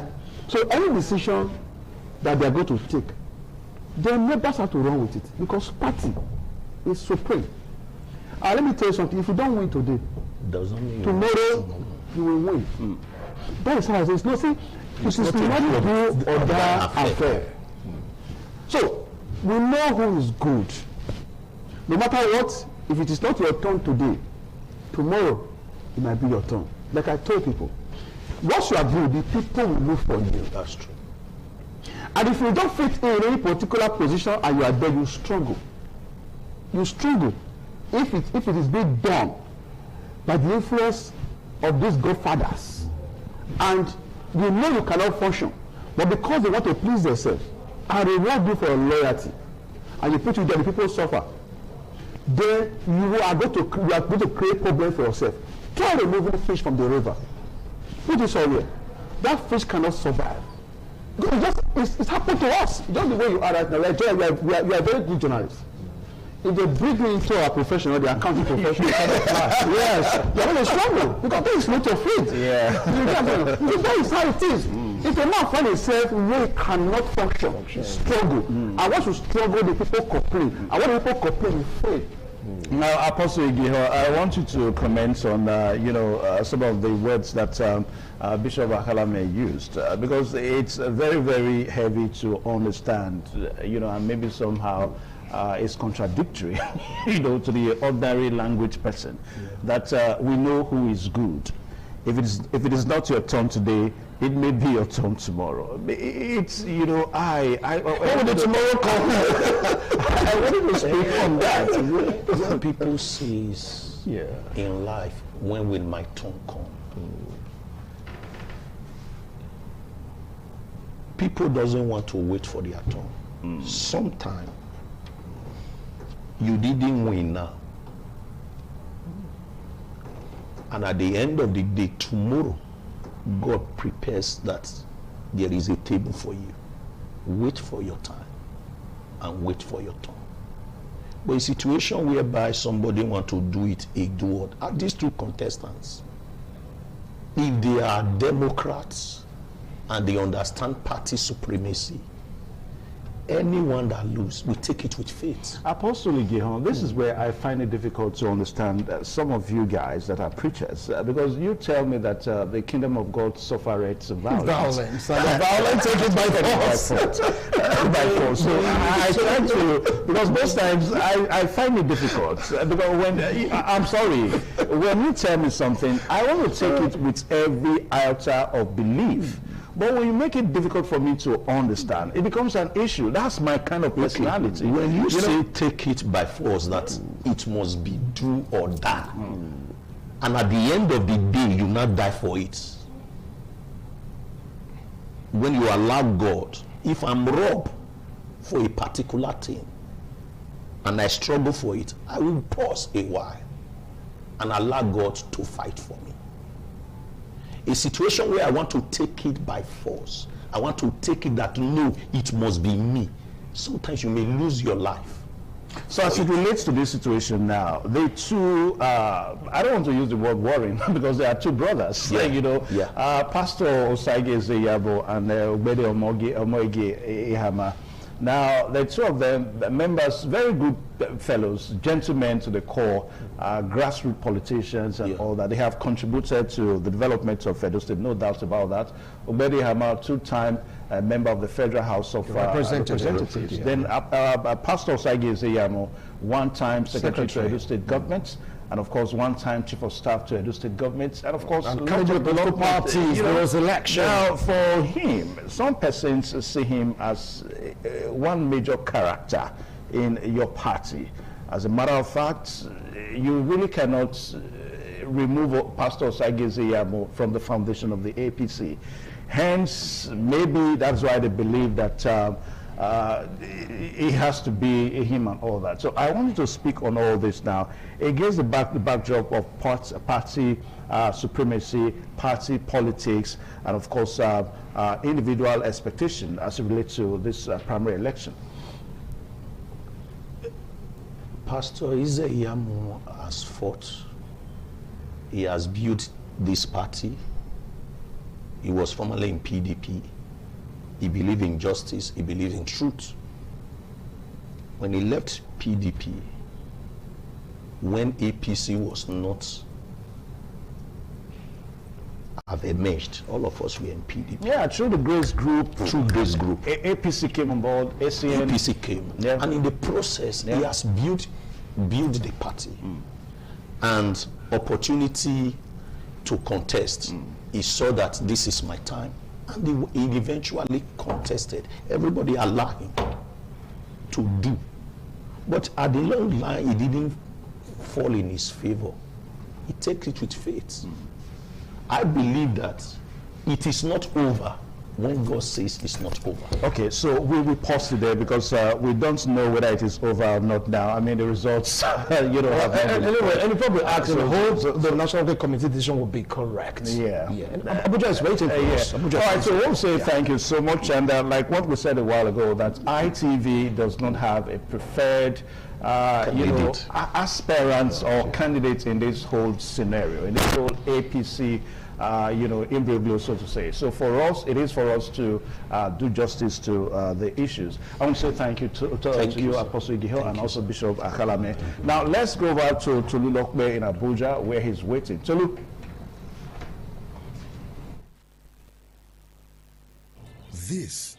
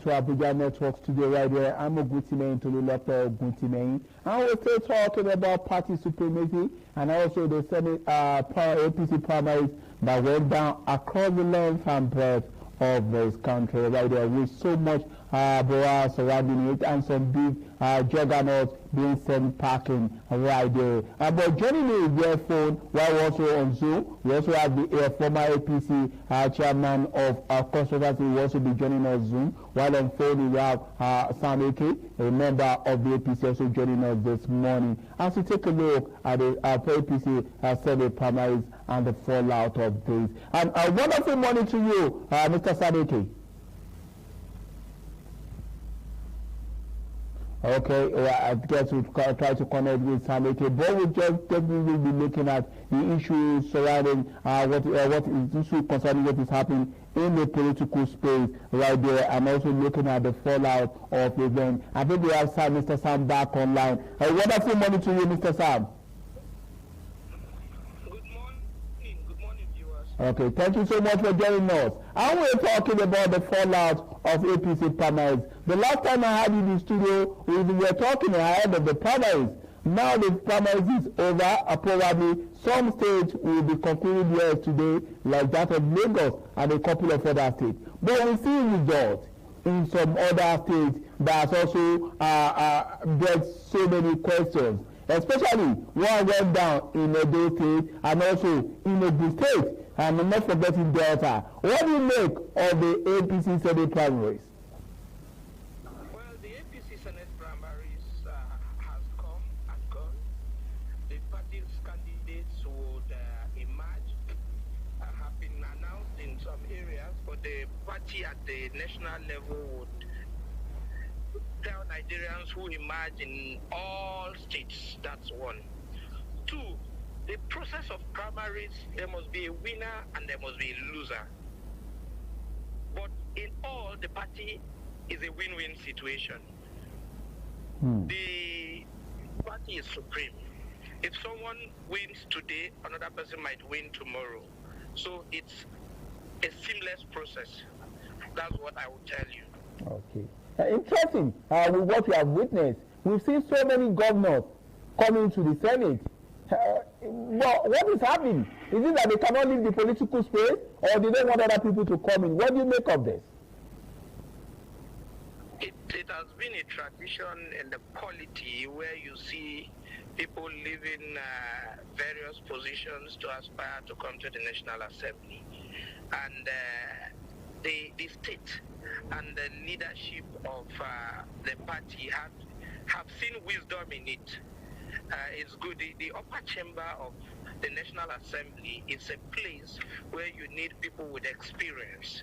So, and I think that is the major reason why you're seeing that in virtually most of the states. Interesting. But one other thing that is also a major source of worry for me also has to do with the fact that we have situations where some people who seem to be popular have also lost out. Not only that, we see it seems that so much power is being given to governors to determine the outcome of primaries in their state. And we know APC to have always been focused on party supremacy. But now it seems governors who have so much power to determine what happens within the APC. Let me explain something to you. The leader of the party in any state is the governor, no other person. The political leader of the state, whether you are in the party, you are in a different party, the leader of the state is the. So I don't see reasons why people will say governors have so much powers. Definitely, they have controlled the state over a period of time. So they have a lot of followership. There is nobody who will be more popular than the governor of a state, in his state. Do you understand me? Yes. I want everyone to understand that, yes, the leader of the state will be popular, and he will have his own input in every political decisions in his or her states. So people should not keep making all these assertions of, except you have not been in the political space before. Mr. Sameke, but I beg to differ. Let me take you down memory lane. Let's take a look at Lagos, for instance. Most times, the governor of Lagos State does not determine what happens to the state. Even when it comes to the next person that is taking over him, One case study is what is happening right now in Lagos, where AMSA has been given the mantle to come right after Sanwo-Olu. Now, let's say, for instance, one also went down many years ago in Ogun State, when Amosu wanted a particular candidate. But the party said no, that Pabedu will have to be their candidate. We've had instances especially in the Southwest, where the governors don't determine who comes after them. So when you are now talking about the part that a governor is the leader of the state, but you know, on paper it's supposed to be, but in reality, that is not what is happening in APC. In reality, in APC, the party, in its wisdom, makes sure that the most credible person becomes a candidate in the party. Okay. The most credible candidate and the most popular person. The interest of the APC is to win elections. Yeah. Nothing else, nothing more. It's just to win elections. So anything short of that, and deliver the dividends of democracy to Nigerians, anything short of that is a no-no. So when you and shout that, oh, they are popular, they didn't, it is not true. It's an election that is no longer a delegate election. The delegate, there's a delegate list somewhere. It's all members that has come out to vote in their primaries. Most popular persons are the ones emerging as candidates in the party. Interesting right there.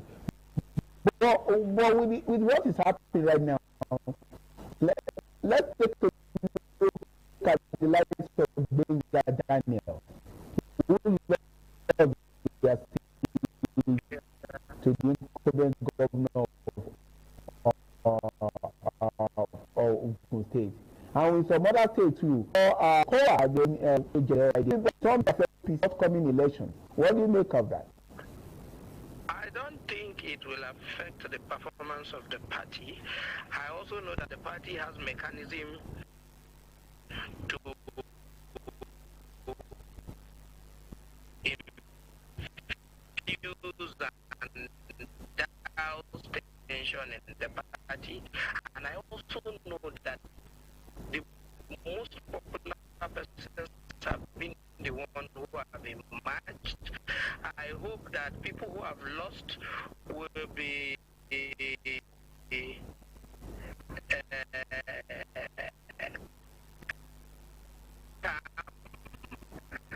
and the ones who are victorious will be magnanimous at those ones to work together that VIX. That's what that talk about the fact that is good for them because they should have stayed with the party that gave them the opportunity. But what do you make of this?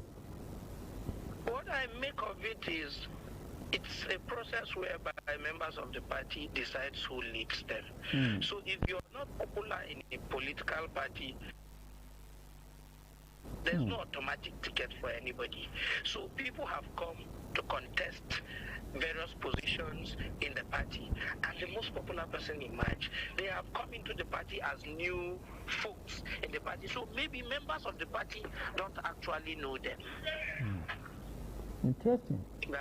Okay, but with what we have seen so far right now, this APC primary seems to me more like national election, because the way and manner it has gone viral on social media, in the newspaper. Is it going to be likely what we're going to see come 2027? No, the APC election is like national election because it's only APC in the country that has a voters register. I say voters register, membership register of members of the party, and that has shown that every member of the party decides who leads him in his constituency or in his state or in the country. So it's a process that other political parties should understand, that you allow the people become the driving force of selection in the political party. It's no longer godfatherism, it is a process where the people decide. You don't expect a state where a governor has performed for him not to emerge for any position he wants. And I can tell you, all APC governors have performed credibly well to their own best, to the best of their own ability. Interesting right there, talking about the best of their own abilities and also looking forward to what is really happening right there. But now with some primaries concluded right there, and also looking forward to what will happen in the next election. There has also been what do you make of what is happening in Lagos State? Desmond Elliott is been crying over the fact that his security details have been taken away from him, and also the fact that a new candidate is coming out. What do you make of this? Talking about what's happening in Lagos State. I don't know whether you've been following up.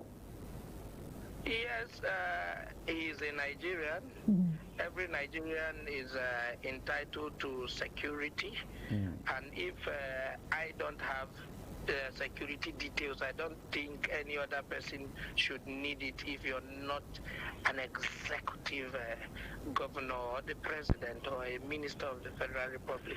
I don't know why you're crying. It's a process. Their primaries is coming. He should meet the people. If they like him, they will vote for him. If they don't like him, he's going. He has stayed there for about more than 2 tenures, if I'm not mistaken. So it must not be you. If it is not you, support the person there. If you see, when you see them start crying like that, I think they have lost touched with the populace in their area, with members of the party. So they are just shouting to just make noise, as maybe when you know you're going to lose. So let me just. So if he has performed, the people of Surulere will vote for him. If he has not performed, he is going. There's no two ways about it. He shouldn't cry. He should come out, mobilize the members of the party. If they vote for him, fine. If they don't vote for him, he goes back home. Interesting right there. But let's talk about the direct primaries that APC has decided to use as a way of picking candidates. Though in some instances we've seen consensus candidates. Some people have criticized that direct primaries is not the best way. What do you make of this? Well, it's the best way. I have seen it. We have tried it, and it has worked. It's not a situation whereby anybody is disenfranchised. Both the members of the party and the participants of the process and the people contesting. So it's a seamless process. It has gone well. It is something I recommend every party to do. It gives a sense of belonging to every member of the party. One news that seems to also have been in the front burner also has to do with the fact that the former governor of Cross River State, Ayade, has been told to step down for Jaribe, who seems to be very popular. We know what happened at the last election when Ayade contested against Jaribe, he lost out. And this time he has also been told to step down. What do you think? Is it the end for Ayade's political career? Or probably there may be a light at the audience to turn up for him.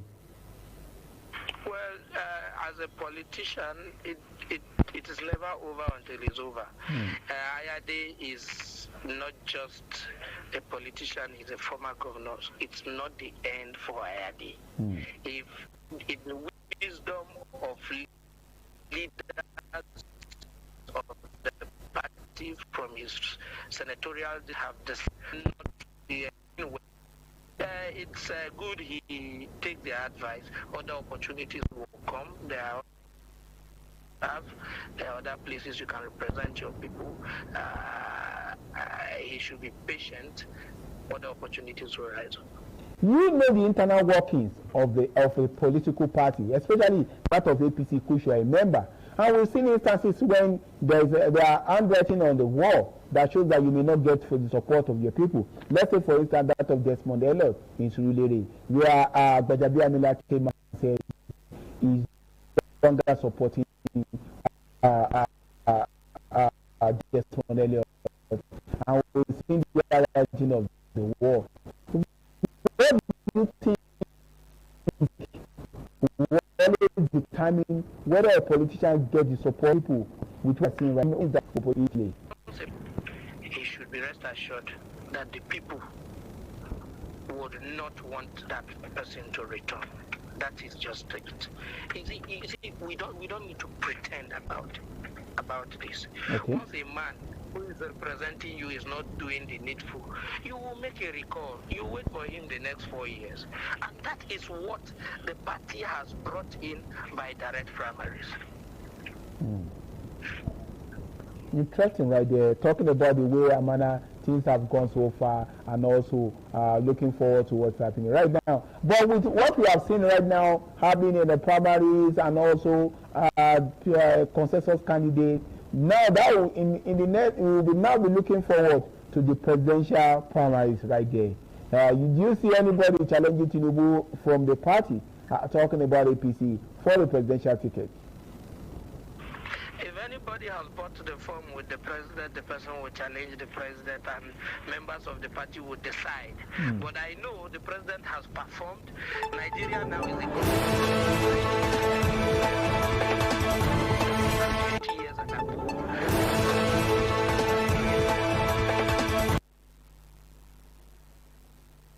You can see the Minister of Interior. You know, people are working. So if he is doing well, I don't see reasons why anybody should challenge the president. So I know the president will emerge and the party will grant total support, every member of the party. I know the president is our next flag bearer.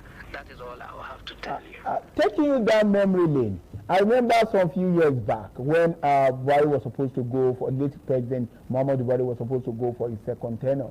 And there were some statements by some governors at that point in time saying there won't be primaries right there, that Buhari is their consensus candidate, is just going. But the current president said there is no truth in that. There will always be there will always be primaries within the party to determine who is going to be their candidate. Putting that into consideration, whether the president has opposition or not, do you think they may also take that part of having direct primaries to determine whether the president has the support of the party members or not? Well, in the wisdom of the National Working Committee of the party, any part they do, members of the party would follow and support, because what is paramount is that the president is doing well, and we know the president deserves a second term, so we'll support him to get there. Okay. I must say a big thank you to you, Sam Eke, for joining us this morning and taking a look at what went down the APC primaries in some states across the nation. Let's see what other states are also, other parties are getting ready for their primaries to see how that is going to pan out. Thank you so much for joining us this morning.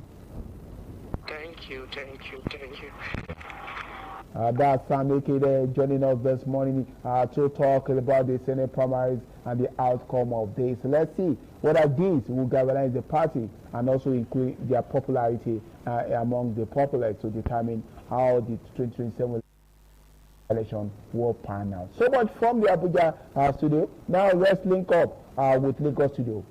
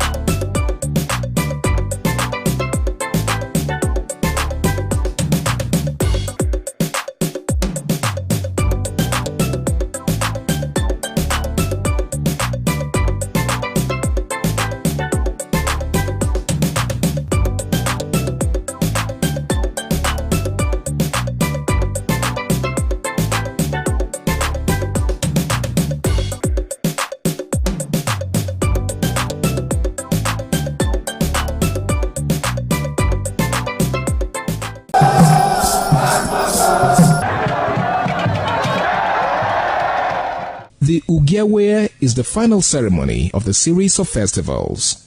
It is one of peace and lightheartedness, following the more solemn of the ritual year. Ugewe is the festival of the Ewe leaves, a symbol of good luck and joy. It is the most popular of all that heralds the dawn of a Benin New Year. New vow, newness of life and freshness of life, and a new hope for the future. In the evening, the Ewe leaves are presented to the Oba of Benin in grand style in a colorful ceremony. The Ihogbe Society, amidst singing and dancing, bring the sacred leaves that symbolize good luck, blessings, peace, and prosperity. Each of the senior members of the Ihogbe proceeds to give the sacred leaves directly to the Oba of Benin, and others put theirs at his feet.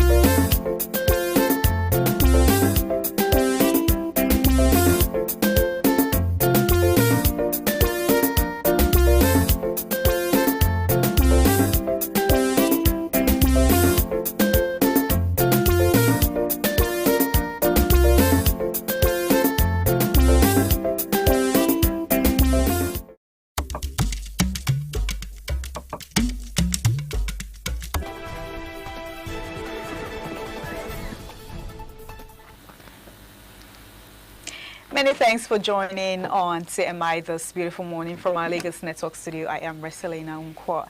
And our guest this morning is Dr. Victor Ohai. He's a UN Humanitarian Ambassador. Doctor, good morning. Good morning. Thank you once again for coming. Thank you for having me.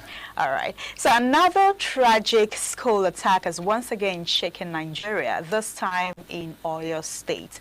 The abduction of pupils and teachers has reignited serious concerns over insecurity and renewed the national debate on state police. As fear spreads, the political leaders react. Many Nigerians are asking, has the country's centralized security structure failed? And is state policing the solution or another political risk? So this morning we saw what happened in Oyo State, where 46 pupils and students, were kidnapped, and we saw that one of the teachers, was beheaded. That is really, really sad. And we also saw that a 2-year-old toddler was among this 46 events. It's really cause for concerns. The issue of insecurity problem in the country. All the people want is just a lasting solution to insecurity. What will be the lasting solution to this problem? Is it state policing? We've been calling on the government, we're calling on the federal government and the state government, to look into the issue of insecurity, which has been a major problem. It hasn't happened to you yet. Doesn't mean it's not happening. I mean, that's already got into the West, and who knows where it's coming to next. Dr. Victor Ohai, I believe you saw the video of that man, that was beheaded. I mean, we've not even heard from the other 45 victims yet, what has happened to them. But that particular video of that man that was beheaded, has gotten a lot of people talking on the internet, or has been trending, questioning the faith of Nigerians, the faith of ordinary Nigerians against insecurity in the country. Let's get your take. It is sad that we've been so desensitized. For some countries, killing of any 1, 2, 3, 4, 5, not even 10 people may call for a national mourning and possibly in some cases state of emergency, but not Nigeria. Deaths have become part of our national statistics right now. It's just another number. You recall what happened during the Chibok girls saga. There weren't even, there even killings at the time, it was just a kidnap. And there was global uproar, not even national, global uproar. Between then and now, we have descended so low that people are killed every day and you go, oh, another one again, another 10 again. another 50 again. That's how low we have descended in this country. And yet you'll find people say security has improved. Now, what happened? First of all, my heart goes out to the family of the teacher who was gruesomely murdered by these kidnappers, and to the people and governor and people of Oyo State. As I would say for the rest of Nigerians who are losing their, other people who are losing their lives and family members all over the country. What happened in Oyo State seems to be another wake-up call. Wake up in the sense that these things have been going on in the northeast, west, and the middle belt for so long. Mm-hmm. And for those of us in the south here, it's like, you know, yeah, okay, it's happening over there and all that. We have never taken it seriously, which is why we'll continue to defend the indefensible. People will get up and say, oh, it's not wrong, there's no insecurity, things are, you know, the government is doing very well, things are going on very well. Rather than hold those authorities accountable because they are sworn to defend our lives and properties. But with what has happened, I can see the general outcry. In Oyo State, Omosho and the rest, people are not happy at all. Everyone is, you know, crying out because of what has happened. I don't know if this teacher's life is what the sacrifice it will take to force more action from government. It has happened in Oyo. It's been happening in Edo, and nobody's been talking. Okay, it has happened in Oyo now. Maybe it is when it gets to Lagos, finally, that they will now know that yes, there is true insecurity in Nigeria. For now, it's like echo for show. Which should not be the case at all. We need to, as a people, condemn what is going on, but more importantly, hold the government accountable and make sure that they do right. You can see what's happening in a place like the UK, for instance. The shadow prime minister, everybody always holding Kestama,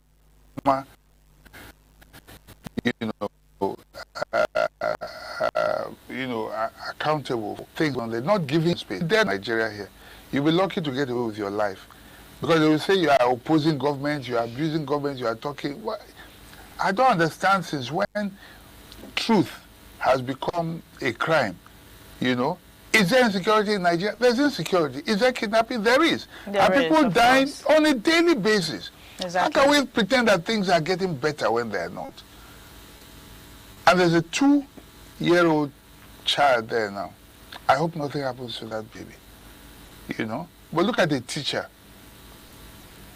Someone who's responsible for shaping the future of this country, our future generation, beheaded just like that. Just like that. It's a sad testament. So we saw that, you know, with this thing that just happened, there's this killing and this kidnapping and all of that.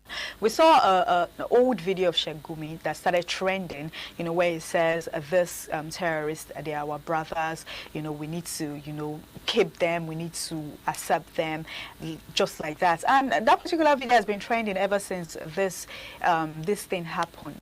You know, what would you have to say? If you ask me frankly, I would say, I think there's something she knows that the rest of us need to know. That the rest of us needs to know? Yes. Okay. And I say so because when you see a man like that, I mean, because, you know, in criminal cases about being you can be so liable. It's like you know somebody stole something and you kept quiet. Sheikh Gumi knows too much. And he's bold. He's talking every day. And like he has come out to say that the people in government know these people and they know where they are. And nobody has taken a ball upon it. Government has not denied it. It makes me begin to wonder whether those who say that kidnapping is good business and that maybe people in government are benefiting from it, it makes me wonder if they are not very correct. Because otherwise, how else? If he says they are brothers and all that, and nobody is saying to him, what do you mean by that? What did El-Rufai say that put him in jail right now? What has he said that Sheikh Gumi has not said 100 times worse? It may be argued, okay, Rufai said he was tapping phones and all that. You know, he knows what people in government are saying. But we not know the people who are involved in what is going on. And so he's emboldened because if he opens his mouth, perhaps half of those in government who are talking today will not be on their seats. And that's why he can do what he's doing. Otherwise, there's no other reason. I don't see a Southerner who can open his mouth and speak as boldly as that. Look at Gwamnisho, what's his name? The guy who is helping them in the forest in Edo City and the Edo Delta region, you know, to get kidnappers and all that. And then now he's like a haunted criminal. He's somebody who's been helping people in government, the police and all that, to fish out the hideout of these criminals. Now he's being targeted. And we can see the positive work he's doing. How many people has Sheikh Gumi helped them to kidnap? How many criminals has he pointed out to? How many of them has he pointed out to? All of them. They go to negotiate. They see them every day. And he has told you they are his brothers. What other proof do you need? So talking about negotiation, you know, the governor of Oyo State, Seyi Makinde, said that they are going to negotiate with the terrorists. You see, Makinde is a pragmatic leader. Because he's bold enough to say what the others are pretending. He's bold enough to admit what the others are not. Many people have been kidnapped. There's no way, not only state governments, that the federal government could not have negotiated just to save face. They do that all the time. That's why Gumi is able to say what he says, that they know them. How do they know them? What do they go to do there? Is it not to negotiate and pay those people? Is that not what they do? Makinde has looked at the matter and he has looked at it and said, yes, he's helpless because he doesn't have the apparatus of government. The police are not under his control, neither are the military under his control. The only thing he can do is use money to bring them out. You understand what I'm saying? If he could, if he had the security forces fully under his command, he would deploy them to go and do something. But he's honest enough to admit that, the only way he can get these people out is by paying. Is it right? The answer is no. But ask yourself, if your brother or your sister, God forbid, were among them, or you were the parent of that 2-year-old child, would you rather the Makinde way? Or would you rather those who are lying to you and say they don't negotiate, and yet they go to negotiate behind? So I think Makinde is he's a pragmatic leader, very practical, lying about what he's doing. He's not pretending. He's doing what the others are doing and pretending they are not doing it. And he's doing it to save his people. And that's my assessment of it. But like I said, is it right? Not necessarily, because you give them that money. You have given them money to go and purchase more raw materials. What are their raw materials? Those arms and ammunition that they use. But the governor is helpless under the circumstances. His citizens are in captivity. What do you expect from him? Before you even answer, ask if your family members were among, what would you do? Would you want them to be beheaded like that teacher? It's a question for all of us to answer. When there's a government that is fighting for you, you can say, look at the Americans. Look at what happened in Iran. They don't mind sacrificing everything, spending all the resources just to go and free one of their own. Who will do that for you in Nigeria? Who is it? They'll just sacrifice you for nothing. And so when you say a leader who steps up to the plate like Makinde, I'm not going to be quick to condemn him, because if I was in captivity, I would rather his solution than to trust these people who allowed the whole general to get killed by these bandits in the bush. You remember the first one, I can't remember his name, and then the recent one from Edo State, who was killed like a chicken. Are these the kind of people you want to protect? Would you want to put your life in their hands? I can't trust people like that. I can't. I would rather have a Makinde speak on my behalf. Okay. You made mention about insecurity in Edo currently happening. You know, we saw that the Edo State Police arrested the rescued victims, and they arrived. So the security actually doing their best. They're actually working. I don't know about doing the best. That's what they are paid to do. That's what they receive salaries for. It's not for me to begin to praise them for doing what they ought to have been doing all the while. Do you understand what I'm saying? It's like saying you are praising a soldier for doing his job. Are you going to praise? Are you going to say for a doctor treating somebody with malaria that is such a big deal? That's what he's paid to do. That's what he's trained to do. This is the only place where I know where you get 1% and then they are praising you, and then you fail 99 and then get 1% and everybody is hailing you for getting 1%. Who does that? I'm not impressed. The day insecurity stops, then we can begin to say, yes, we have started. But do you really think insecurity can stop in Nigeria? I mean, that is what the Was that want. the case before? Yes, we had armed robbery. I'll have to admit. Okay. Do you understand what I'm saying? We had armed robbery and all of that. But even at that, you know, the forces were, the police were up to it. They did their best at the time. Now nobody is sure. I double dare some of these politicians to go back to their villages. How many of them are going to their villages? Many of them go to Abuja. They remain in Abuja. They cannot travel, and when they travel, they go with so much everywhere. Let any of them travel on their own, just solo. Go with their car, say they're traveling to their village with their car. I double dare them to do it. And they keep saying that everything is okay, there's no problem. Things are better now than before. I remember when Wike came out to say that he doesn't believe in insecurity. I mean, a lot of persons were saying that you move around with why would they not say so? So why would you not say that? Why would you, come out and say you don't believe in insecurity? This, like you said earlier, just because it doesn't happen to you, you're thinking it's not happening. Yes. These things are happening every day. I mean, see this particular teacher. I saw the pain in his eyes, and somebody came out to say that these teachers, they are not even paid well. Seeing them go through all these things that they are going through, it's really, really sad and disheartening. Saying that somebody left his house, left his wife, his children, going to school, going to work, and now he didn't return back home because kidnapper kidnapped him and, they beheaded him. That's really sad. That's sad news for Nigeria. It is, to say the least.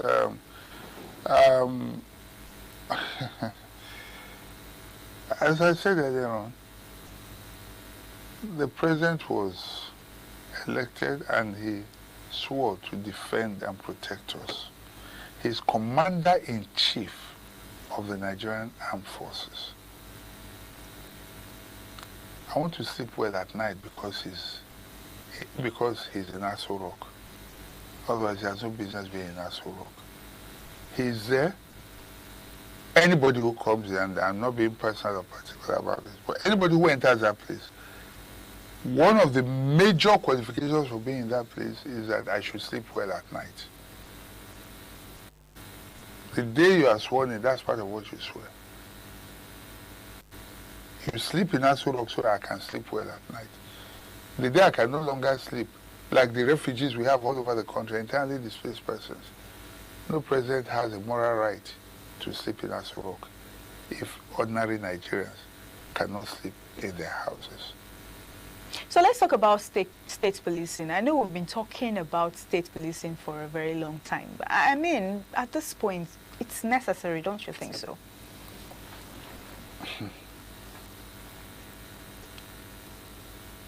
I'm not quick to answer that question, and I'll tell you why. Okay, let's hear. We have agreed, yes, but I mean, ask yourself this.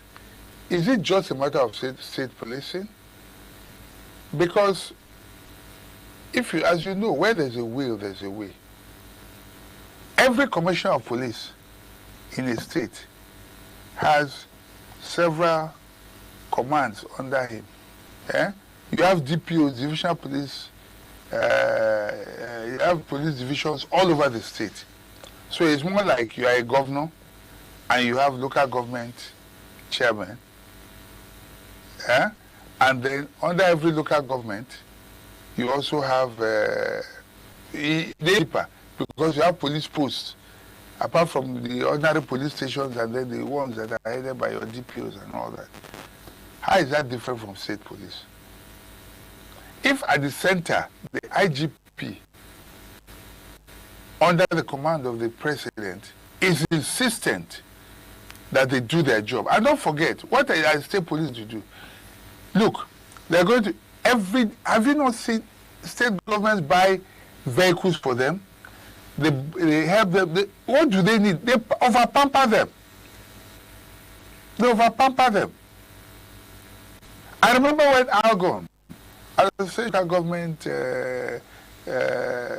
chairman of Nigeria, they bought 774 Prado Jeeps.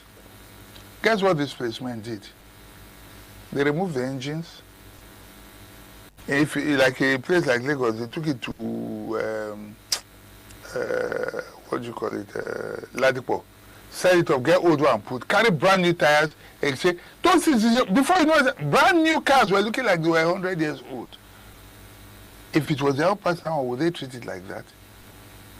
What guarantee do you have that even when you do state police, that this same level of corruption will not be there? The problem is the kind of instruction, the kind of leadership we have right at the center.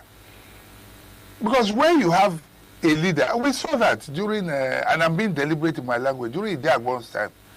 Because that government was, it was Idiagbon that made it what it was, not Buhari. Under him, you couldn't, even when nobody is watching, people will queue up. You dare not go and eat yourself on the road publicly. You cannot do that. For fear of that man at the center, Idiagbon. Do you know what I'm saying? That is what leadership looks like. That's what leadership looks like. But where it's chop I chop, everybody is like, do what you want to do, and every solution you throw money at it. This is what you get.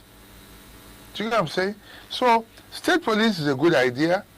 Don't get me wrong there, because the argument is that they are not under the control of governors, like I said about Makinde earlier on. But again, like everything else, it's also subject to abuse. You see governors now who will now begin to use, unless their powers are limited. You know? So how do you want to do it now? Is it like the American system? Or because there are certain crimes, for instance, that are federal crimes, and there are certain cases that state police can handle.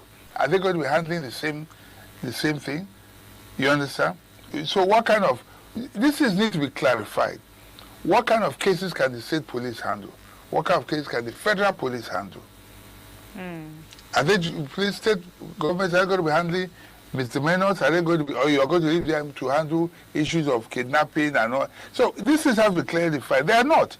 So when we're talking about state police, we have not clearly defined what the rules are for each of these sectors. And if it comes to it at the end of the day, you begin to see where there are clashes between the federal and the state. People are talking now, they're not talking about how these powers will be divided, what their roles are going to be. It happens even in the US, where the FBI will come and then tell the local police chief, say, look, step away, this is a case for the FBI. Do you get what I'm saying? And they, you know, there are jurisdictional matters. Have we them? We're just state police, which from our side, we just want to copy them without a deeper understanding of how these things work. So for me, it's not just about saying state police. You know, if you want to have people who go into your forest and look after, that's a different matter. State governments, empower them, let them do that. People will make sure, like the Amotekums and the rest that they're doing, they don't have to get involved in other policing matters. But if it is for, just call them glorified vigilant groups, then do that. That's okay. but you cannot begin to duplicate functions. There's no organ that has been as decimated as the Nigerian police force. What is EFCC? EFCC was an arm of the Nigerian police. What was it called? But it had to do with the financial crime sector of it. NDLA is a Nigerian police function as well. You understand? If you check, so many things have been removed from the Nigerian police. FRSC is also a traffic part of the police. Yeah, exactly. You do that, the police still do the same work. NDLA, the police still arrest people for carrying drugs. EFCC, they still arrest 419. I mean, the Nigerian police still arrest 419 people who commit economic crimes and all that, and so on and so forth. We are just specialists at duplicating things, no proper understanding.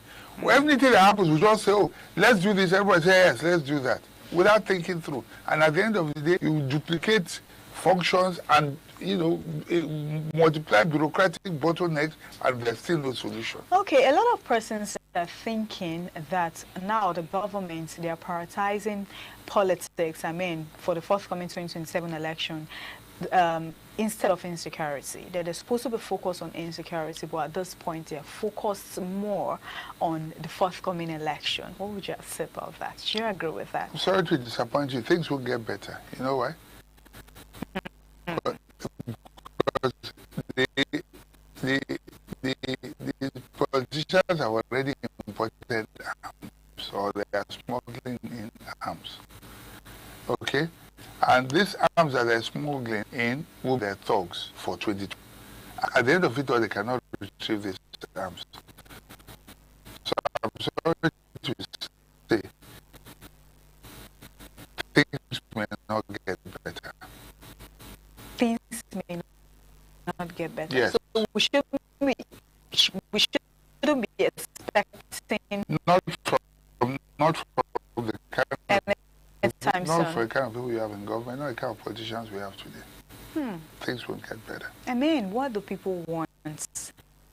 I kept saying this thing, and it's just a lasting solution to insecurity. We should be safe in our country. We should be safe in our country. I feel they're not asking. Are we asking for too much? Is Nigerians asking for too much? That's nothing, because that's our fundamental human right. I saw another video. Islam terrorism. I'm sorry to disappoint you. So if you're advising the government, what would you tell them? Good question. I think that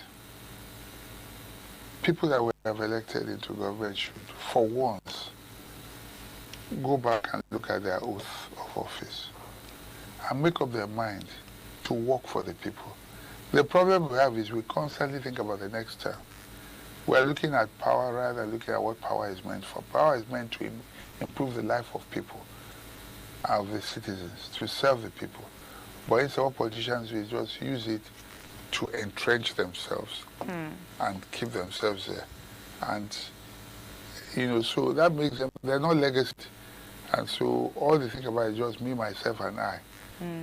The minute they begin to think about legacy, leaving a good name behind, doing something for the people, things will change. All right, thank you so much, Dr. Victor Ohai, for your time.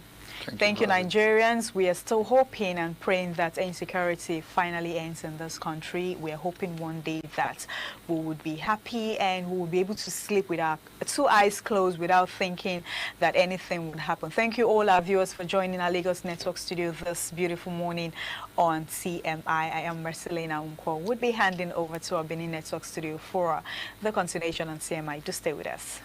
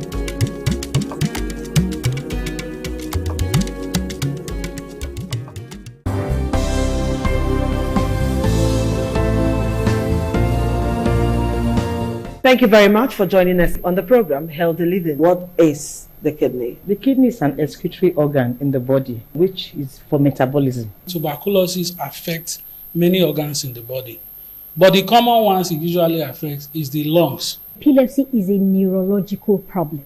Okay. It is an injury in the brain, which causes someone to begin to convulse, to go into fits. It is curable, but the cure is a long-term thing. If you eat well and avoid those risk factors that will make your immunity to be down, then the risk of contracting tuberculosis will be reduced. If you're healthy, then you're wealthy.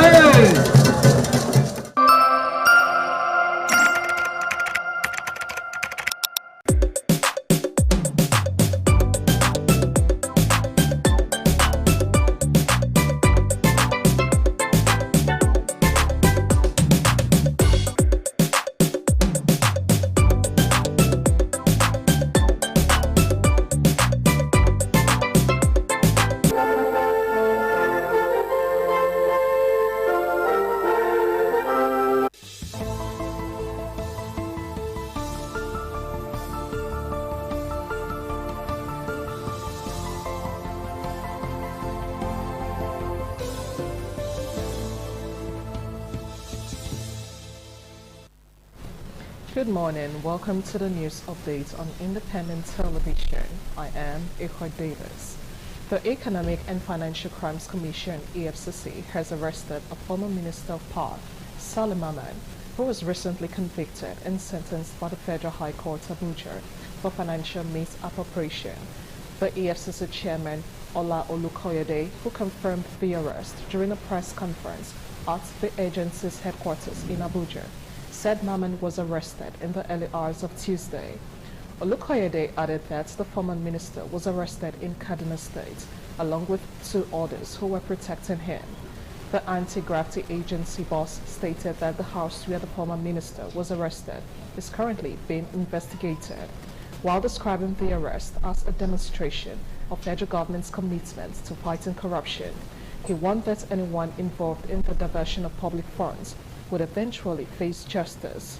Olukoyede assured Nigerians that the EFCC would continue to investigate both public and private individuals accused of corruption. The EFCC boss said the anti-graft agency had earlier filed charges against the former minister over the alleged conversion of more than 33 billion naira in earmarked for the Mambila and Zugeri power projects.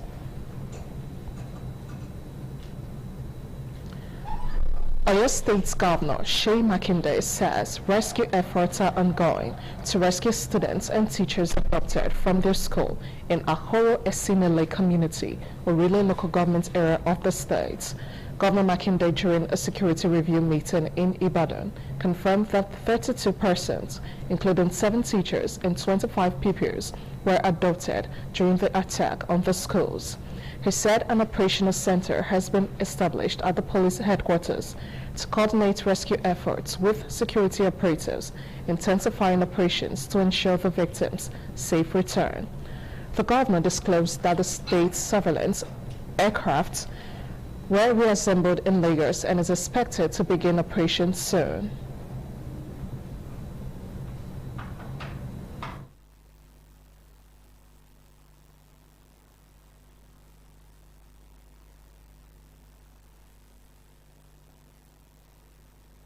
Our troops on ground are faced with. So I will please ask for responsible reporting of the situation. This is not something sensational. It involves lives. So please, if you're not clear about anything, you can ask us, and we will gladly volunteer the information.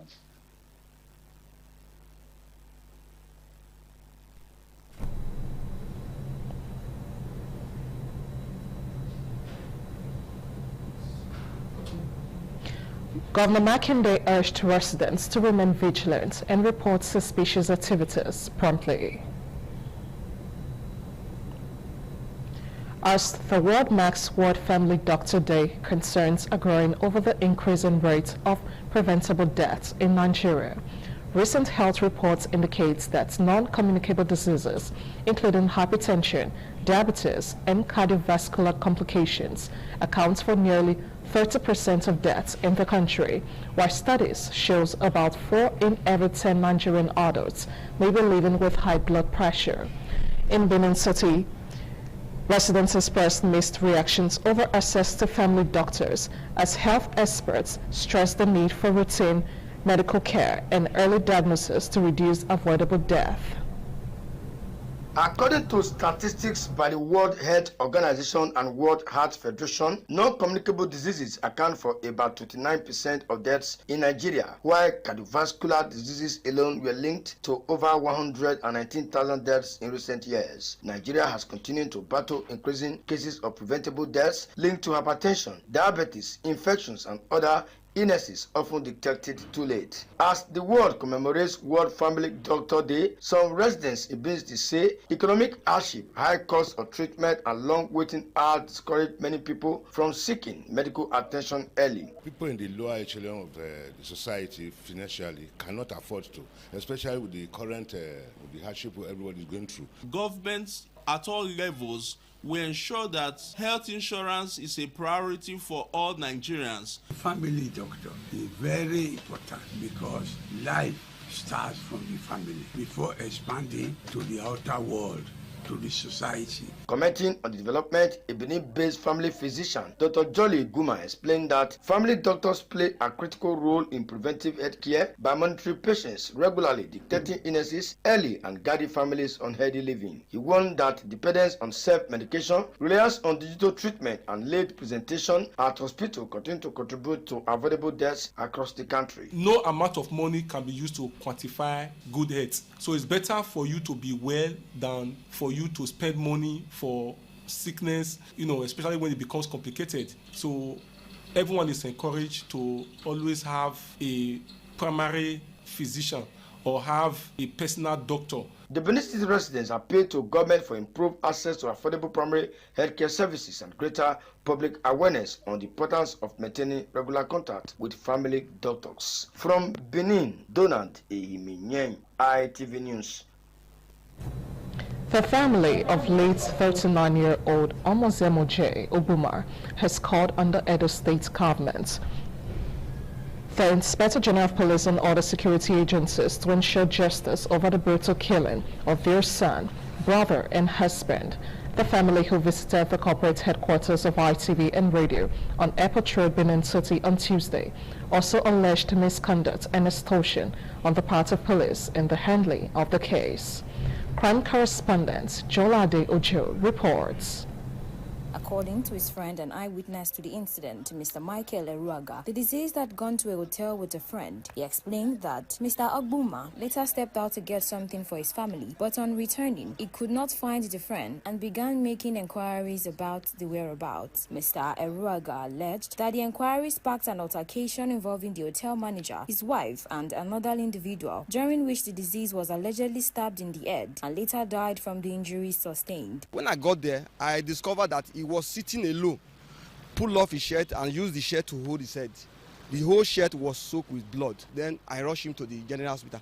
I was trying to ask him what really happened between him and the people that had resort to this fight. He was trying to tell his wife to come and meet him in the hospital when is slop. Elder brother to the deceased, Godfrey Ogbuma, said the hotel manager and his wife were arrested by officers of Ottawa Police Division. He, however, alleged that the investigating police officer handling the matter released the woman after allegedly demanding money from them and also refused to take the eyewitness account. There are 3 persons who killed my brother. One of the killer was also arrested by the Ottawa Police Division and he was transferred to CID. The CIPO, he demanded good amount of money from me too or something like that. I did not be able to afford the money. He released the same suspect. Wife and children of the deceased, while appealing for justice, also called for financial support. Now 3 children again. I mean, I no go there. This man, my father there. No fee go school.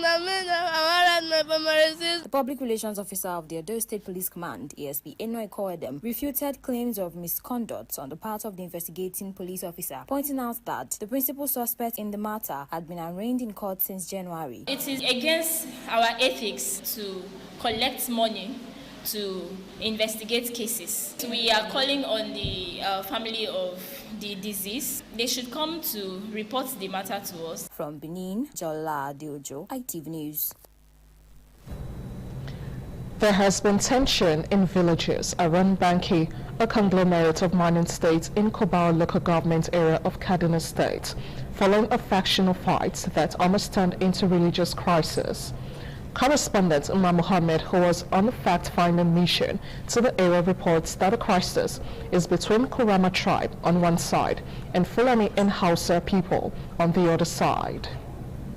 Banki district in Kubo local government area, Kaduna State, has an age-long history of mining activities. Apart from a recent incident which nearly claimed 3 lives, according to eyewitness, several mining camps in the area have also witnessed such crises in the past, despite presence of limited security personnel at the site. Narrating their ordeal, some of the affected victims of the crisis at Bola Kurama said the crisis, which began at a mining site, escalated to the village, leading to many sustaining various degrees of injuries and properties destroyed.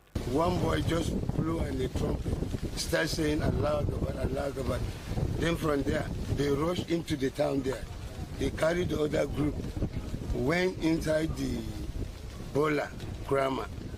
They started exchanging this in there, violence. Commenting in Hausa dialect, the traditional leader of the community confirmed the incident, pointing out that argument over ownership of a pit and overtaken from a miner ignited the crisis, which almost turned to religious crisis, and called on the Kaduna State government to deploy more security personnel to safeguard against further incidents in the area.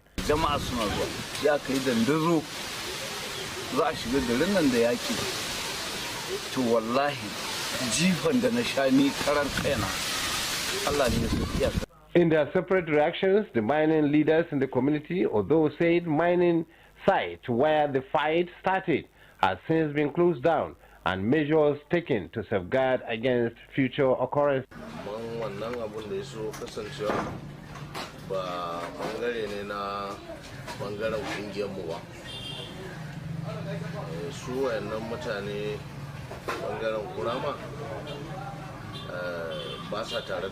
From Kaduna, Umar Mohammed, ITV News.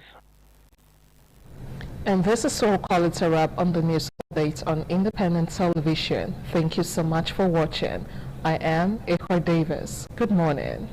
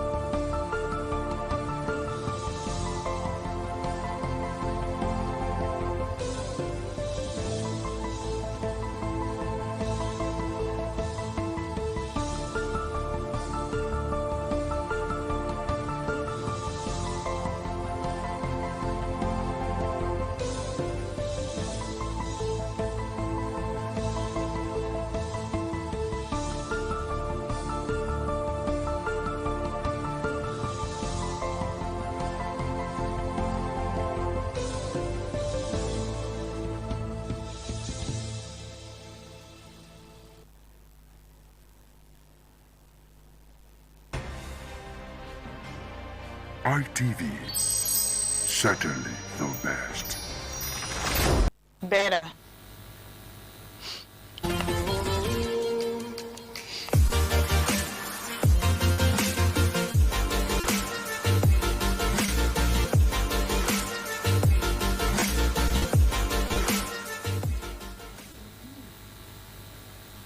Hello, beautiful people. Welcome to TMI Social. It's another beautiful Wednesday morning where we talk about trending stories, making waves on social media, and of course, to hear people's reaction about each story. I am Marcelina. Our first story, we saw the kidnapping that happened in Oyo State recently, where teachers and students were kidnapped. And we saw a particular video of one of the teachers, that was beheaded before he was beheaded. And we also saw that Very Dark One came out to say some things about that particular video. It has been making waves on social media. A lot of persons have different things to say about it. The insecurity in Nigeria is getting too much. Let's take a look at the video, of course, before we would go to the reactions.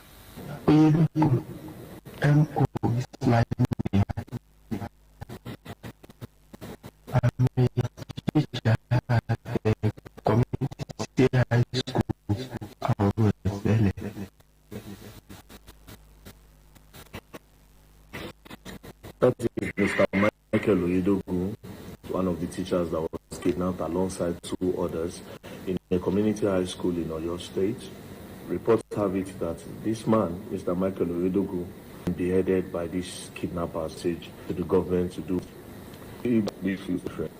For them to do this, let alone beheading him. I know they don't pay teachers in Nigeria very well. My mother even works in a private school.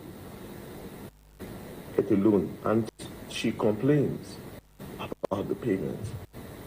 But she cannot stop because she loves these children. Every year she complains about the money, but not because she loves these children. The story of the Nigeria, especially the ones in the public schools, that is their story. A lot of them would have quit that job. The government don't treat them well.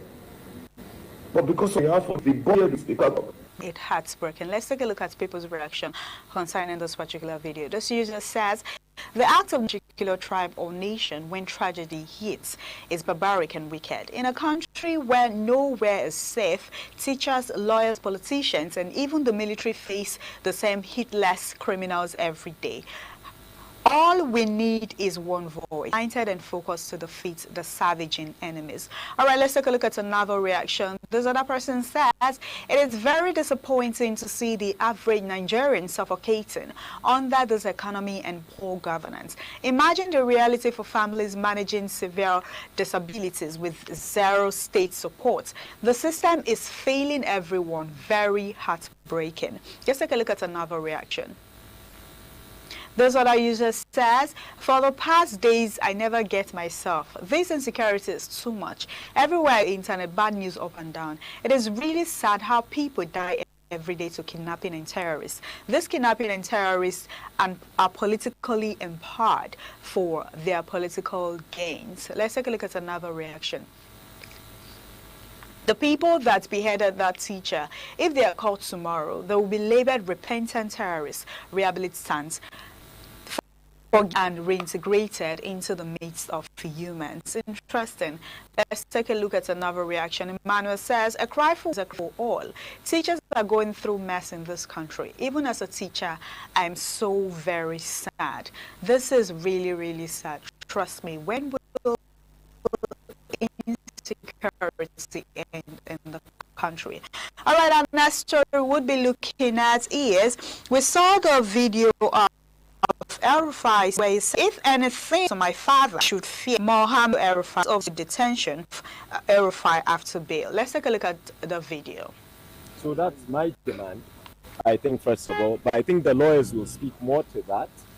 I don't fear, unlike other people, I'm not really fearful of anything. Malam had his health condition set, he's in good health. I don't know what this whole fear thing is about. And this is a dare. Whoever wrong together. You said, what am I? I'm horrified. There are no fears. Okay. Let justice prevail. There are no fears. We saw it yesterday. Similar reactions. This user says, why is Tinubu government keeping him behind bars after the court has granted him bail multiple times? That is a question. Let's take a look at another reaction.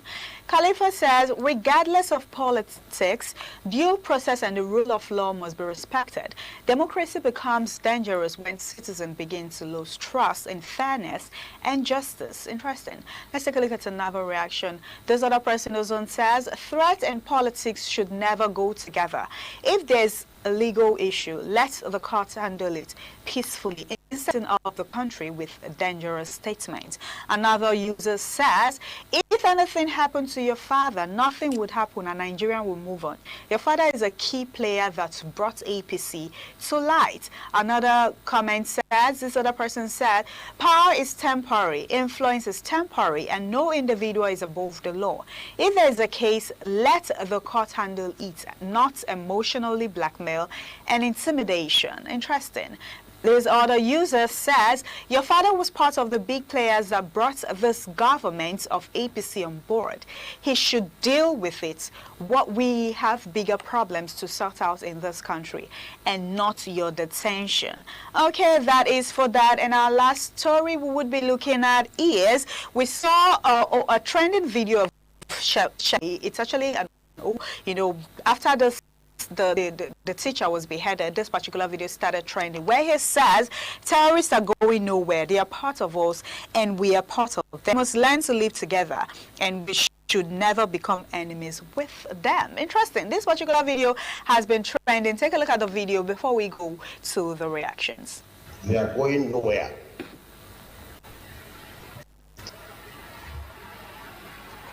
They are part of us and part of them. We must live with them. We can't drive them away, and they can't drive us away. They are our neighbors, so we should never allow them to be our enemies.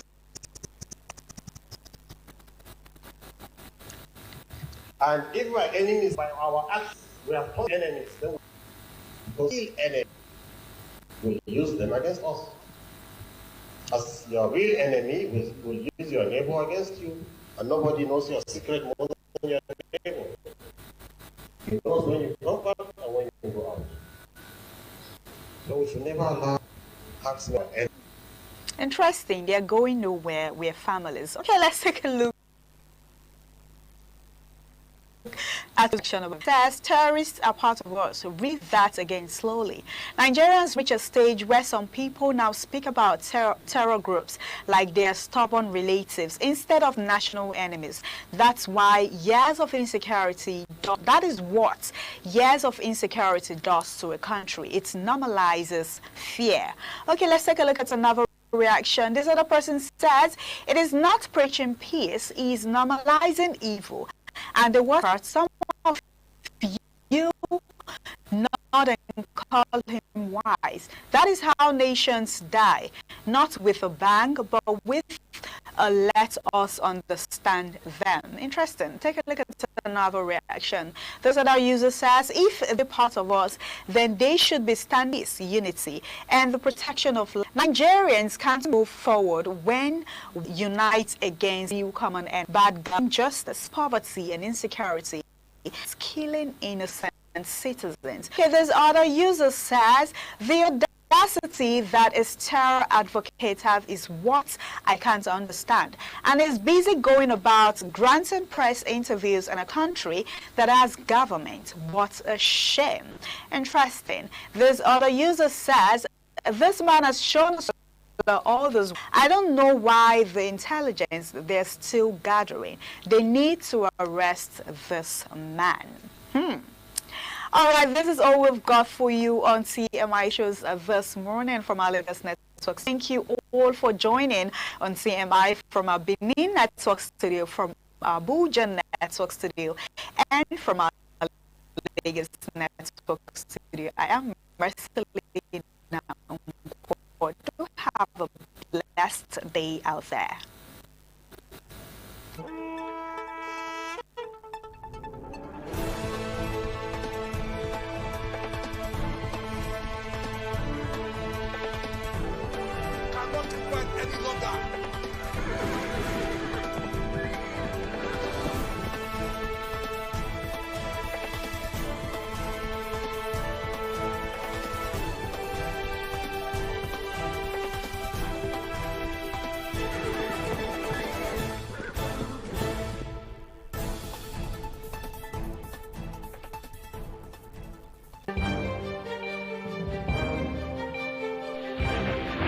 This is ITV.